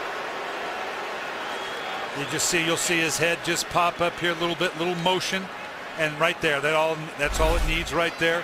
Movement then by Philadelphia. That goes from touching the goal line. This totally changes now your play calling sequence and what it is you're trying to do. All right, but you know you're in 4-down territory when you're down by 14. I'm going to stick with the run here to start. Well, that's why I was going to say, would you stay with the run? Play action and throw. Nearly intercepted. What a great effort by Page. He nearly hung on. Now here's the problem, and here this is just a nice job. This is almost going the other way, folks. Wow. But now here's the problem. Yeah, if you throw and you complete it, that's great. Now you almost have to throw. You run the ball, you get half the distance back, you leave yourself in latitude. Now you almost assuredly, unless St. Louis decides, you know what, we're in 4-down territory. We're going to go either way. That would be the only call that would affect your ability to run the ball here. Moses Fotu runs off the field into the Philadelphia locker room. We'll check in on him. Play clock down to 2. They get it off 3rd and goal. Corner of the end zone, not even close. Amendola was open, and Bradford missed him. Bradford has not been sharp today. No, and he knows it. He knows that Amendola had gotten a step on him. All he needed to do was give it just a little more air. You get anxious. I want you to watch here. Amendola making a nice move going to the corner. Watch how flat that throw is. That just doesn't give the receiver any chance whatsoever. You got to put some air on it like you're throwing into a bucket at the corner of the end zone. It'll be a 23-yard field goal try for Josh Brown. He's made one, he's missed one, he's made a second. So a little over an entire quarter to play. Rams settle for 3. The penalty still huge in that 1st and goal. 1:09 remaining in the 3rd quarter. Steven Jackson, his first carry of the year, went for 47 yards and a touchdown. He carried the ball one more time, was in the game for one more play, and he is left with a quad injury. 24-13 Philadelphia. Lewis will take a knee. Of course, as we remember, 9/11, 2001, the NFL is holding a special auction to benefit 9/11 charities.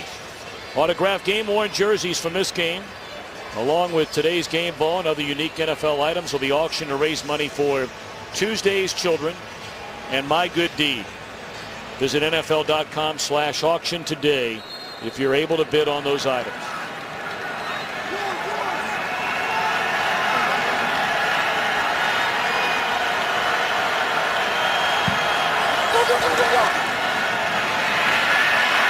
Vick lost his footing, finds his footing, and ho-hum runs for 17. He's zeroing in on 100 yards rushing. There is a penalty flag down on the far sideline. Goodness gracious. Look at, I mean, he should have been down a couple times here. They got him bottled up. And look at the bounce. And now all of a sudden the little burst. That's the thing that separates Michael Vick from other quarterbacks that can run, is that ability to open that burst like a great running back or a receiver going downfield. Prior to the pass, illegal contact, defense. Number 24, that 5-yard penalty is added to the end of the run. First down. Should be noted, coming into the game, coming into the season, Michael Vick was only 278 yards shy of Randall Cunningham's all-time record for rushing yards by a quarterback. Vick has 7 carries today for 86 yards.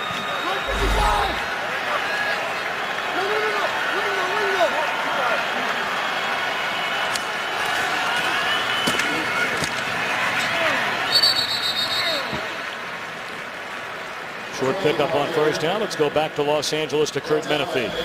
Here's a connection the Lions like today and in the future. Matthew Stafford hooking up for the 2nd time with Calvin Johnson. Stafford has 3 touchdown passes. Detroit leads in Tampa 27-13. And Tom and Coach, don't worry about him limping off the field. He just had a few cramps in the heat in Tampa. He's okay. Of course, we remember the season opener last year when you got to look at Calvin Johnson there. We had that game, the Lions in Chicago. He's learned to catch it, take it to the sideline, put it in the box. All right, into the 3rd quarter, 24-13, Eagles in front. Fox NFL Sunday continues after a break from your local Fox station. 24-13, Philadelphia with the lead, Philadelphia with the ball. A lot of talk about this offensive line and what they would do, what they might not do under first-year defensive line coach. They talked him out of retirement, Howard Mudd. Your impressions through 3 quarters of the first game of the year? Well, we'll see what they're going to do here, but right now, smart move by Michael Vick. Oh, and we got a penalty. That's going to be a late hit on Vick. It looked like it was down here at the receiver position. I don't know if somebody held.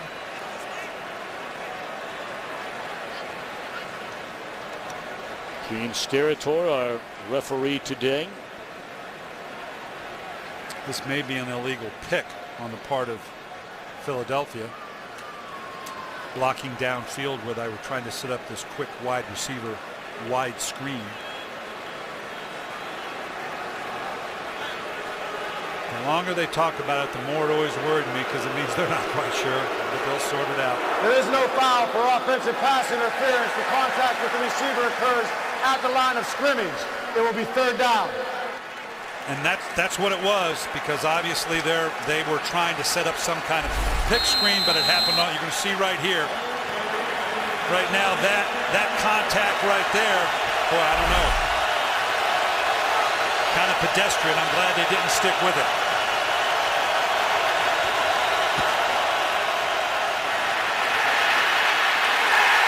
Caught from behind is picked by Justin King. And the Eagles will punt. Saw the same thing in the first quarter when they brought pressure off the backside of a play-action fake. You're going to see King coming right here, right off that edge here. We saw Fletcher do it earlier in the game.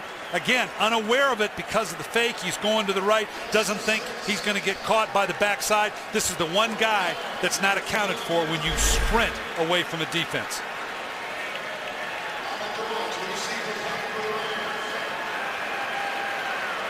So down 24-13 with nearly an entire quarter to go. Rams will get the football after the punt by Chaz Henry. That's a good one. And contact made. Wow. Now Colt Anderson's going to come up and say something to an official. About maybe he was blocked into the receiver. That's what he's pleading right now.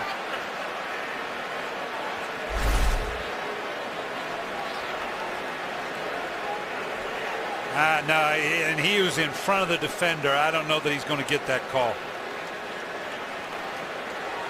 It was not a long, sustained push from behind. So this is going to go, I believe, against Philadelphia. Anderson claiming that James Butler blocked him into Amendola. Boy, did Amendola take a lick. And now the officials talking about it. And there is no foul for kick-catch interference as a member of the receiving team brought the member of the kicking team into the receiver. It will be St. Louis's ball, first down, timeout. I stand corrected. He had his hands on him, and they're saying that that was enough of a push. I don't know the timing of that. I would question.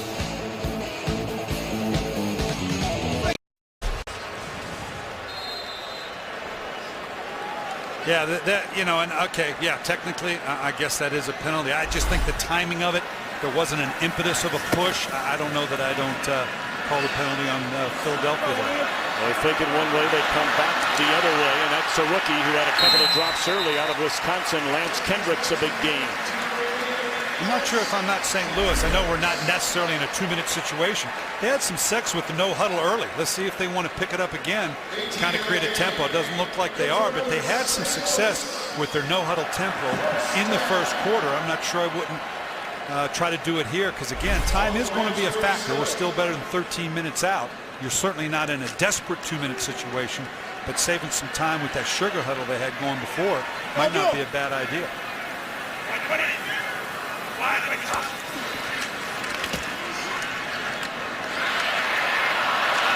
Catch made by Amendola. He's the guy that took the hit a minute ago on the punt return and appeared to be grabbing something after making that catch. I don't know if it was his arm, his wrist, but you could see it as soon as he made the catch. You thought he might try and get up, and he was unable to do so.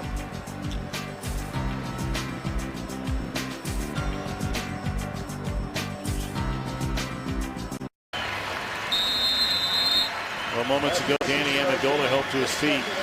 It appears to be a very serious injury. Quite frankly, it's a very ugly, gruesome injury, and we're not going to look at it again. Yeah, hopefully it's something that is not going to keep him out too long term, but it looked pretty serious.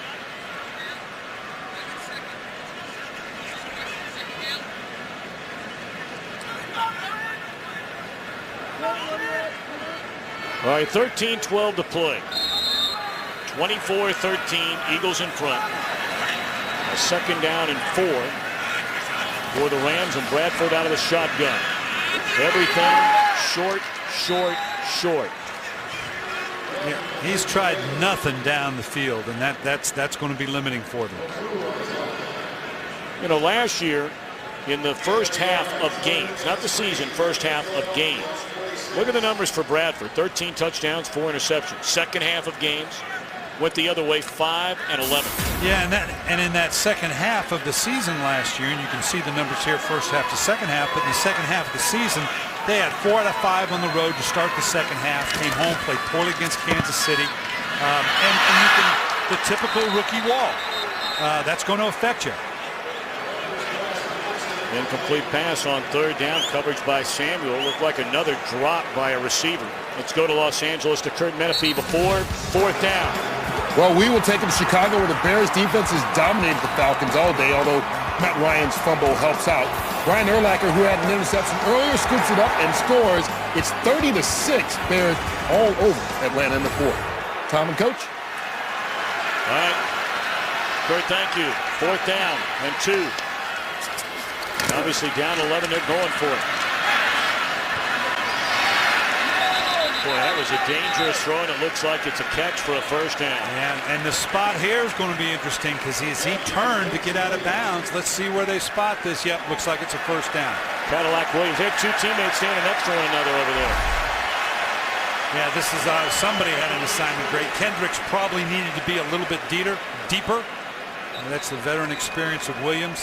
He, like Jackson, is very good out of the backfield. He's a complete back, and that bodes well for St. Louis going forward when they get both these guys back in the backfield. Well, the hope's still alive. Granted, there's a long way to go, but you fail to convert there, and you're really behind it. Back to the ground, and Cadillac inside the 40, down to the 37-yard line. It was that short counter step that I talked about earlier. That seems to be the runs that are giving the Eagles the toughest. Again, the flow that little counter step shows, that indicates that they get out of position. That's the type of run that has been hurting the Philadelphia Eagles all day. I imagine we're going to see a bunch more of it.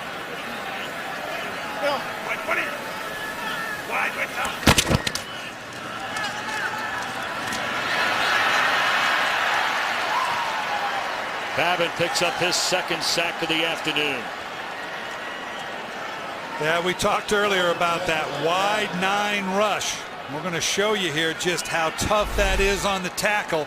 When you talk about up here, look at the width here. What that does as he closes in, that puts the tackle in a situation. He's got a 3-way break. Guy can go outside, inside, can power rush him as he did here. It puts the tackle in a very difficult situation with that wide 9 rush of Jim Washburn's defense. Third down and 8.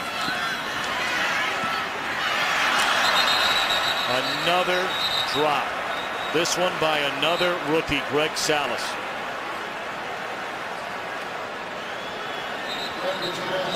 And this too big a hill for a climber here to 4th and a long. With 10 minutes left in the game, you hope you can punt here, get him backed up a little bit, and get favorable field position on the exchange.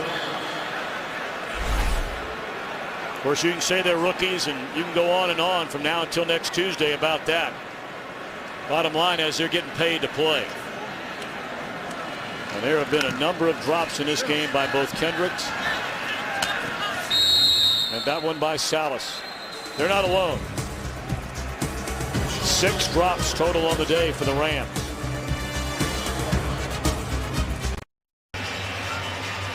(24-13), nearly 11 minutes left to play. Philadelphia with a lead and the ball.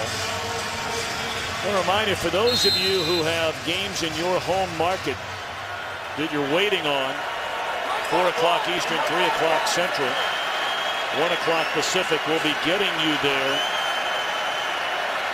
to help commemorate our 9/11 ceremonies in just a bit.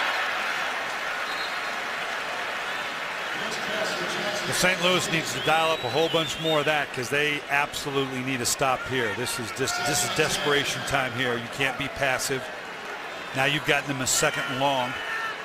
Be a great place for a trap or a draw on Philadelphia's part, because I can't imagine you not continuing to bring the pressure. You cannot be passive in this situation. You have got to have a 3 and out if you're St. Louis.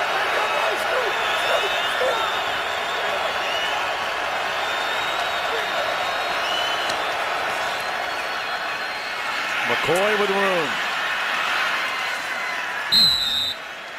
Wow, they just broke contain. You can see here the right side of St. Louis. Watch how he comes in here and just gets collapsed down inside. There is no contain. Michael's got to stay to the outside. Quentin Michael here, the safety, needed to stay outside to build that picket fence we talk about occasionally. So the back has no place to go, got gobbled up inside.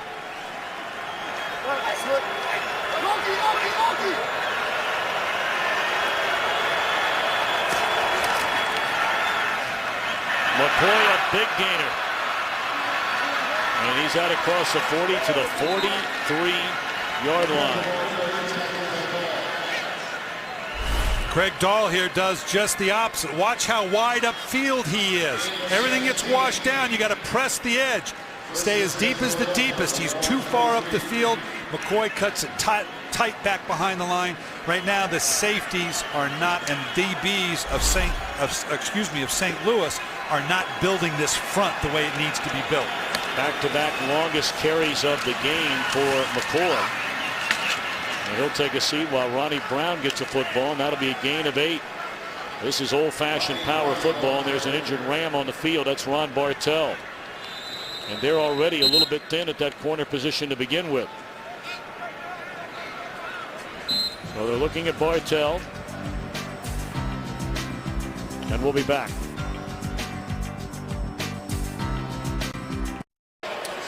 Well, this is Ron Bartell's worst nightmare. A DB coming up against a big back with no one between him and the back. And just gets caught up in the wash. Hopefully he's okay. Been a tough day injury-wise for the Rams. We know about Amendola, Steven Jackson, Bartell. The starting right tackle left the game earlier, Jason Smith. McCoy, a sprint to the corner. And a touchdown, no penalty flags.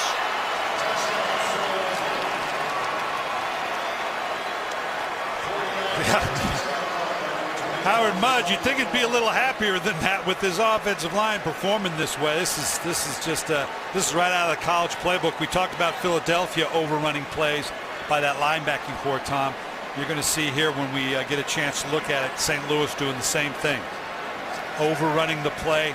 Excellent cutback for the big play here. He sees the linebackers overrun it. He's got the speed and the ability now to turn on the jets. I know he didn't show it, but Howard Mudd's loving the outcome of that and what his offensive line had to do to make that happen. We're starting to say, based on that look, I was going to ask you, because you know him well, is Howard Mudd ever happy? Not in a long time, but he's got to be happy with that. He may not show it, but he's happy, trust me. Well, this is what we're talking about, the action of the back starting strong. Watch this line, just like we saw. Stop. To collapsing, the overrunning of the linebackers we talked about with Philadelphia. St. Louis the same way, and now he's off to the races. Great push and seal by the offensive line. Howard Mudd, I tell you what, Howard coached me 35 years ago when we were both in San Francisco. You ask about him being grumpy? He was old and grumpy 35 years ago. He tried to make me an offensive tackle. I got grumpy at that point, but great offensive line coach.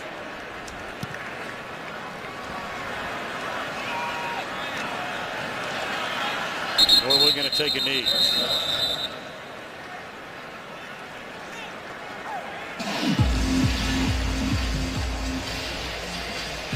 You know, Howard, a lot has been made, Tom, about Howard Mudd coming in and totally changing the personality and profile of the offensive line of the Philadelphia Eagles. He's got a rookie center. He's got kind of two journeymen in Mathis and Devan, and it's a different style than Juan Castillo, now the defensive coordinator, had. It's much more of an aggressive punching style than the Bucket-Stead passive. Some people have questioned it. Looks pretty good today.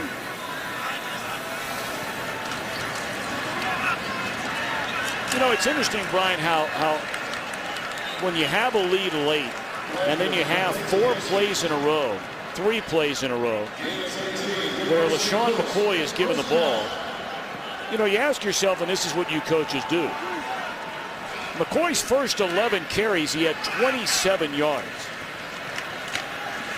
We talked about the pressure that Vic has been under a lot of today. That one batted in the air and through the hands of Samuel. But then all of a sudden, the numbers can sometimes get skewed when McCoy goes his last 3 carries for 77 yards. So has it been a good day for the offensive line up until the last drive? Yeah, because you got to look at the game in the totality. That last touchdown was against pretty much an 8-man front. You saw the safety come down, was a little wide, but the offensive line did a good job. You know, the running game, just like sometimes a back takes a while to warm up, sometimes the line, particularly a new line coming together, takes a little while to warm up. First time they tried to stretch the field, and it's a completed pass to Brandon Gibson. Boy, nice stretch. Now we'll watch how he tries to maintain control all the way to the end. Yeah, that's a legal catch to me. He understood that he had to have control all the way through the act. I don't know that we'll get a challenge here. Yes, we do. Andy's throwing it out there. And why not?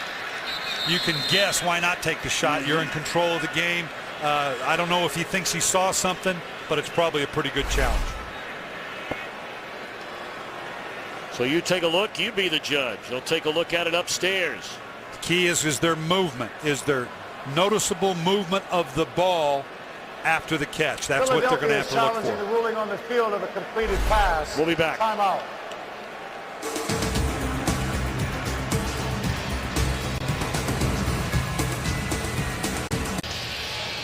Well, the question is there movement of the ball as he goes down? It's got to be irrefutable.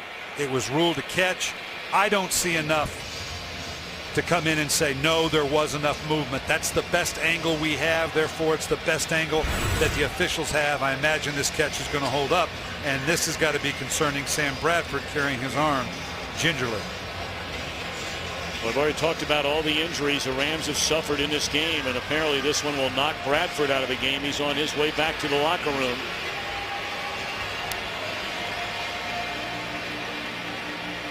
When you look at the players that have been injured, you talked about the quad.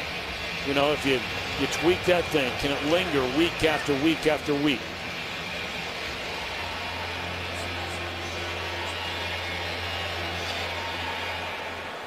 After review, the ruling on the field stands. It is a first down, St. Louis. Philadelphia will be charged with its second timeout. And again, we'll talk about the verbiage. Remember, when he says it stands, there was nothing. If they'd have seen for sure that it said confirmed, but there was nothing to change it. Now we're going to see what happens. Looks like Bradford just comes down. Ooh. And I don't know that he got hit. It just seemed like an awkward action coming over the top of his wrist. So A.J. Feely, a 2-time Philadelphia Eagle. In fact, he was originally drafted by Philadelphia in the 5th round back in 2001, and now his 11th year. This is his first snap in a regular season game since 2007. And he lays the pass off out of the backfield complete. Cadillac Williams and Kurt Coleman pushing and shoving on the far side.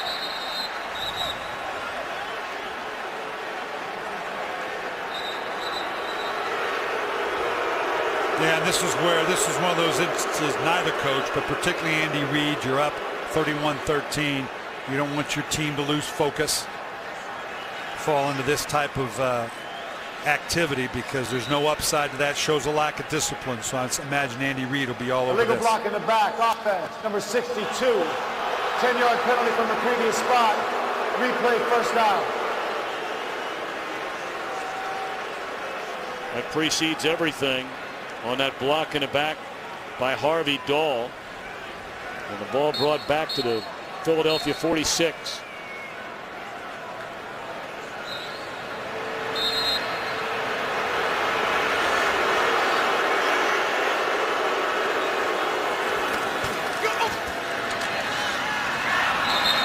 Slightly underthrown. Feely took a big hit.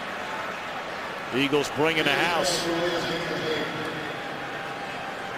Yeah, and why not against a quarterback that hasn't played the whole game? Your starter has gotten every rep during the course of the season. That's the hardest thing for a backup to do, to come in and really be comfortable with the pressure packages he's going to see. Do I check off? Do I throw the hot? Do I throw the break off? That's tough for the backup quarterback to come in and do in this situation. Second down and 20. They bring him again. And again, Feely is hit and hit hard. Sacked by Cullen Jenkins. His first sack as an Eagle. Yeah, the Eagles are feeling it now. Those wide 9 techniques as you go outside to try to count for those ends. Juan Castillo knows it's kind of a feeding frenzy right now. Now the inside rush, you don't normally get a lot of huge inside pass rush from guys like Cullen Jenkins and Mike Patterson. But as defensive tackle goes, they're not too bad. Well, we started this game talking about a couple of critical questions for this Eagles team. That's the first career catch for Salas, still on his feet. Close to a first down to the 31. That'll bring up 4th down and short. We talked about the offensive line. Juan Castillo has not coached defensive players since 1989, and that was Kingsville High School in Texas. And really, were it not for 3 penalties on 3rd down by the Philadelphia defense, which extended Rams' drives, these defensive numbers might look really good. Yeah, absolutely. We did talk about the dream team and the concerns coming in that could turn that dream into a nightmare. There again now. Focus starts to leave you. Start. Offense number 11. 5-yard penalty. 4th down. But let's go down the checklist. Concerns about the offensive line. I don't think they're out of the woods there, but this offensive line performed pretty well, and they're going to play better with each ensuing game. The inside linebackers, they got schooled early. I still think Casey Matthews obviously could be a vulnerability until he really gets comfortable with it, but they performed on the whole very well. The kickers have performed very well, and Juan Castillo's going to come back and look at that, like you alluded to, other than 3 penalties. Probably a pretty good game on his part. Incomplete. That'll give the football to Philadelphia, and that will bring Michael Vick and company on the field one more time.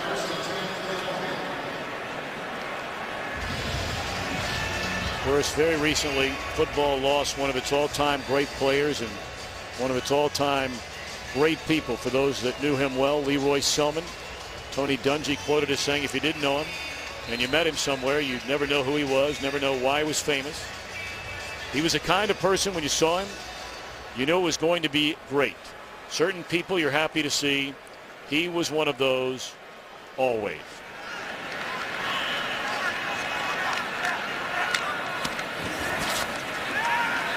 And certainly a lot of friends and family watching as our telecast is being viewed nearly all over the state of Texas, and that's where Leroy Selman grew up.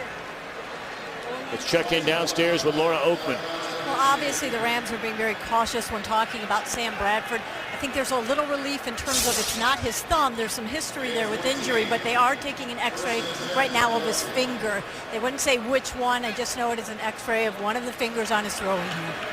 When you look at these injuries, and I'm not so sure, maybe outside of Laurinaitis, if you added to that list, that you could pick 6 more important players of this St. Louis Rams team than the 6 guys that have left with injuries so far in the game today, as McCoy will take a seat at the 31 to keep the clock running. And even in a game like this, Steve Spagnuolo, given the injuries, it doesn't matter. There's still things about this game that you need to improve on. They're giving up the edge here in St. Louis. There are technique things, there are schematic things that are catching the Rams right now that they're going to have to address, and they're going to have plenty of film to look at, because that last run's a perfect example. Be able to get outflanked like that on a play that you know they're going to run, something that's got to be corrected going forward.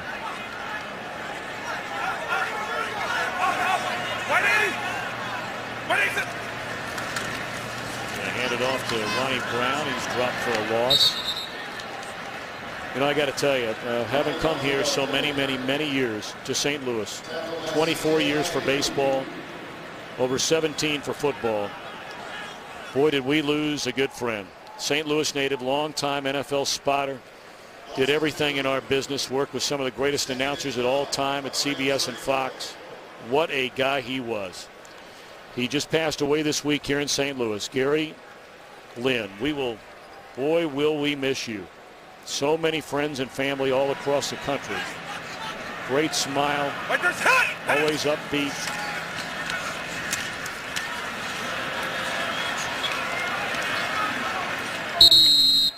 Dion Lewis with a carry to the 30.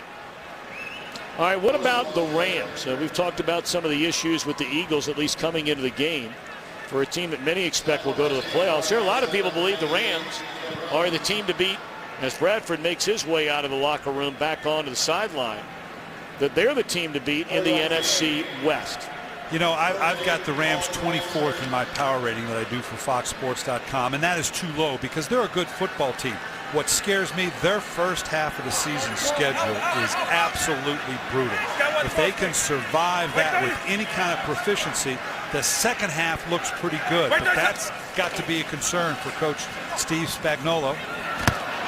One-handed catch made by McCoy. Look at the teams they are playing. I don't know who he upset in the league office, and I'm only joking. But this first half schedule, look at that. At New York, then you got Baltimore. Okay, Washington, we'll see. At Green Bay, at Dallas, then you come home to New Orleans. That is brutal. If they can navigate through this, even at 500, the second half of their season is very doable. They don't even play a division game until the second half of the season. This is a tough road for Steve Spagnuolo and his group. I mean, you can make a strong argument, and well, you know, it all depends on what kind of injury toll you have. They've had a lot of them today. But this Rams team could be 3-4 or 2-5, and arguably be one of the top 10 teams in the NFC. And that's going to be the challenge for him, to keep his team together under whatever adversity comes their way the first half of the season. I know you only go one game at a time. We hear from the coaches and the players, and you don't want the players thinking about it, but as a coach, you got to have a plan to help them weather those storms.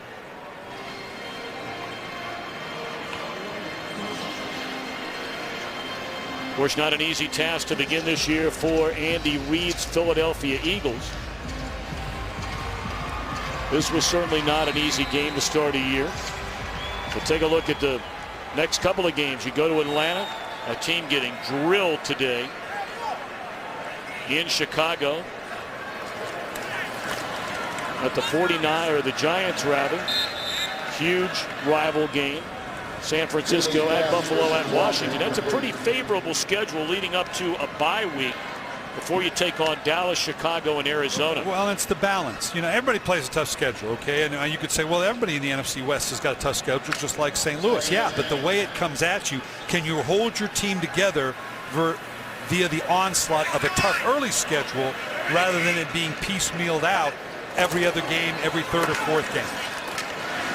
You know, for a division champ last year, though, you have to say, really, as we get down to the 2-minute warning, that Philadelphia caught a huge break on the schedule. We'll talk more about that when we come back. They play 6 teams the entire year that were 2-minute warning, 31-13. Again, a reminder for those of you in the home markets of our late games. In a moment, we'll be leaving this game and be switching you to the start of your game. Third down. And a drop by Williams will bring up fourth down. You know, Brian Billick, it's one thing to sit around and talk about football, and we do that a lot. We're going to do it for the next 17 weeks. You've been called a lot of names, and I'm not sure all of them have necessarily been flattering names. You have never been called, however, Grandpa. How about that? Your daughter, Aubrey, her husband, Taylor Jones.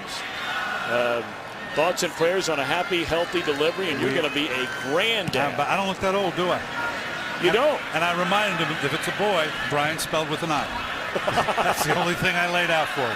We're excited. Thank you for that. We're excited, my wife Kim and I. And well, I mean, you have two lovely daughters, so it only fit that your first grandchild is going to be another little girl. Come on. No, my family, boys have girls and girls have boys. This is going to be a grandson. I can promise you that. I'm looking forward to it. Oh, I'm going to corrupt that kid. I'm going to lead him down a path and all those Just things. Don't teach him or her some of the words you've taught me. No. It's been a rough couple of years. No, it's going to be fun. We can't wait for it. We're looking forward to it. That's what grandparents do. You'll get there one day. You'll see. Believe me. You'll My see. dad, I'm well aware. Impressions this game. You saw the Green Bay New Orleans game the other night. There have been a lot made, and you being a former coach, you know, all that kind of thing about maybe being a little rusty. Yeah, you know what? It looks like the first game of the season to Good job, me. man. Here you go, St. Louis Michael. probably doesn't feel that way. Philadelphia probably says, yeah, this is same old, but it looks like the first week of NFL football to me. I think the lockout is a non-factor. Well, again, a reminder, It is time now for those of you in home markets waiting around for our late games today. We are sending you there now to get you to the start of your game. Thanks for being with us. We'll see you next weekend.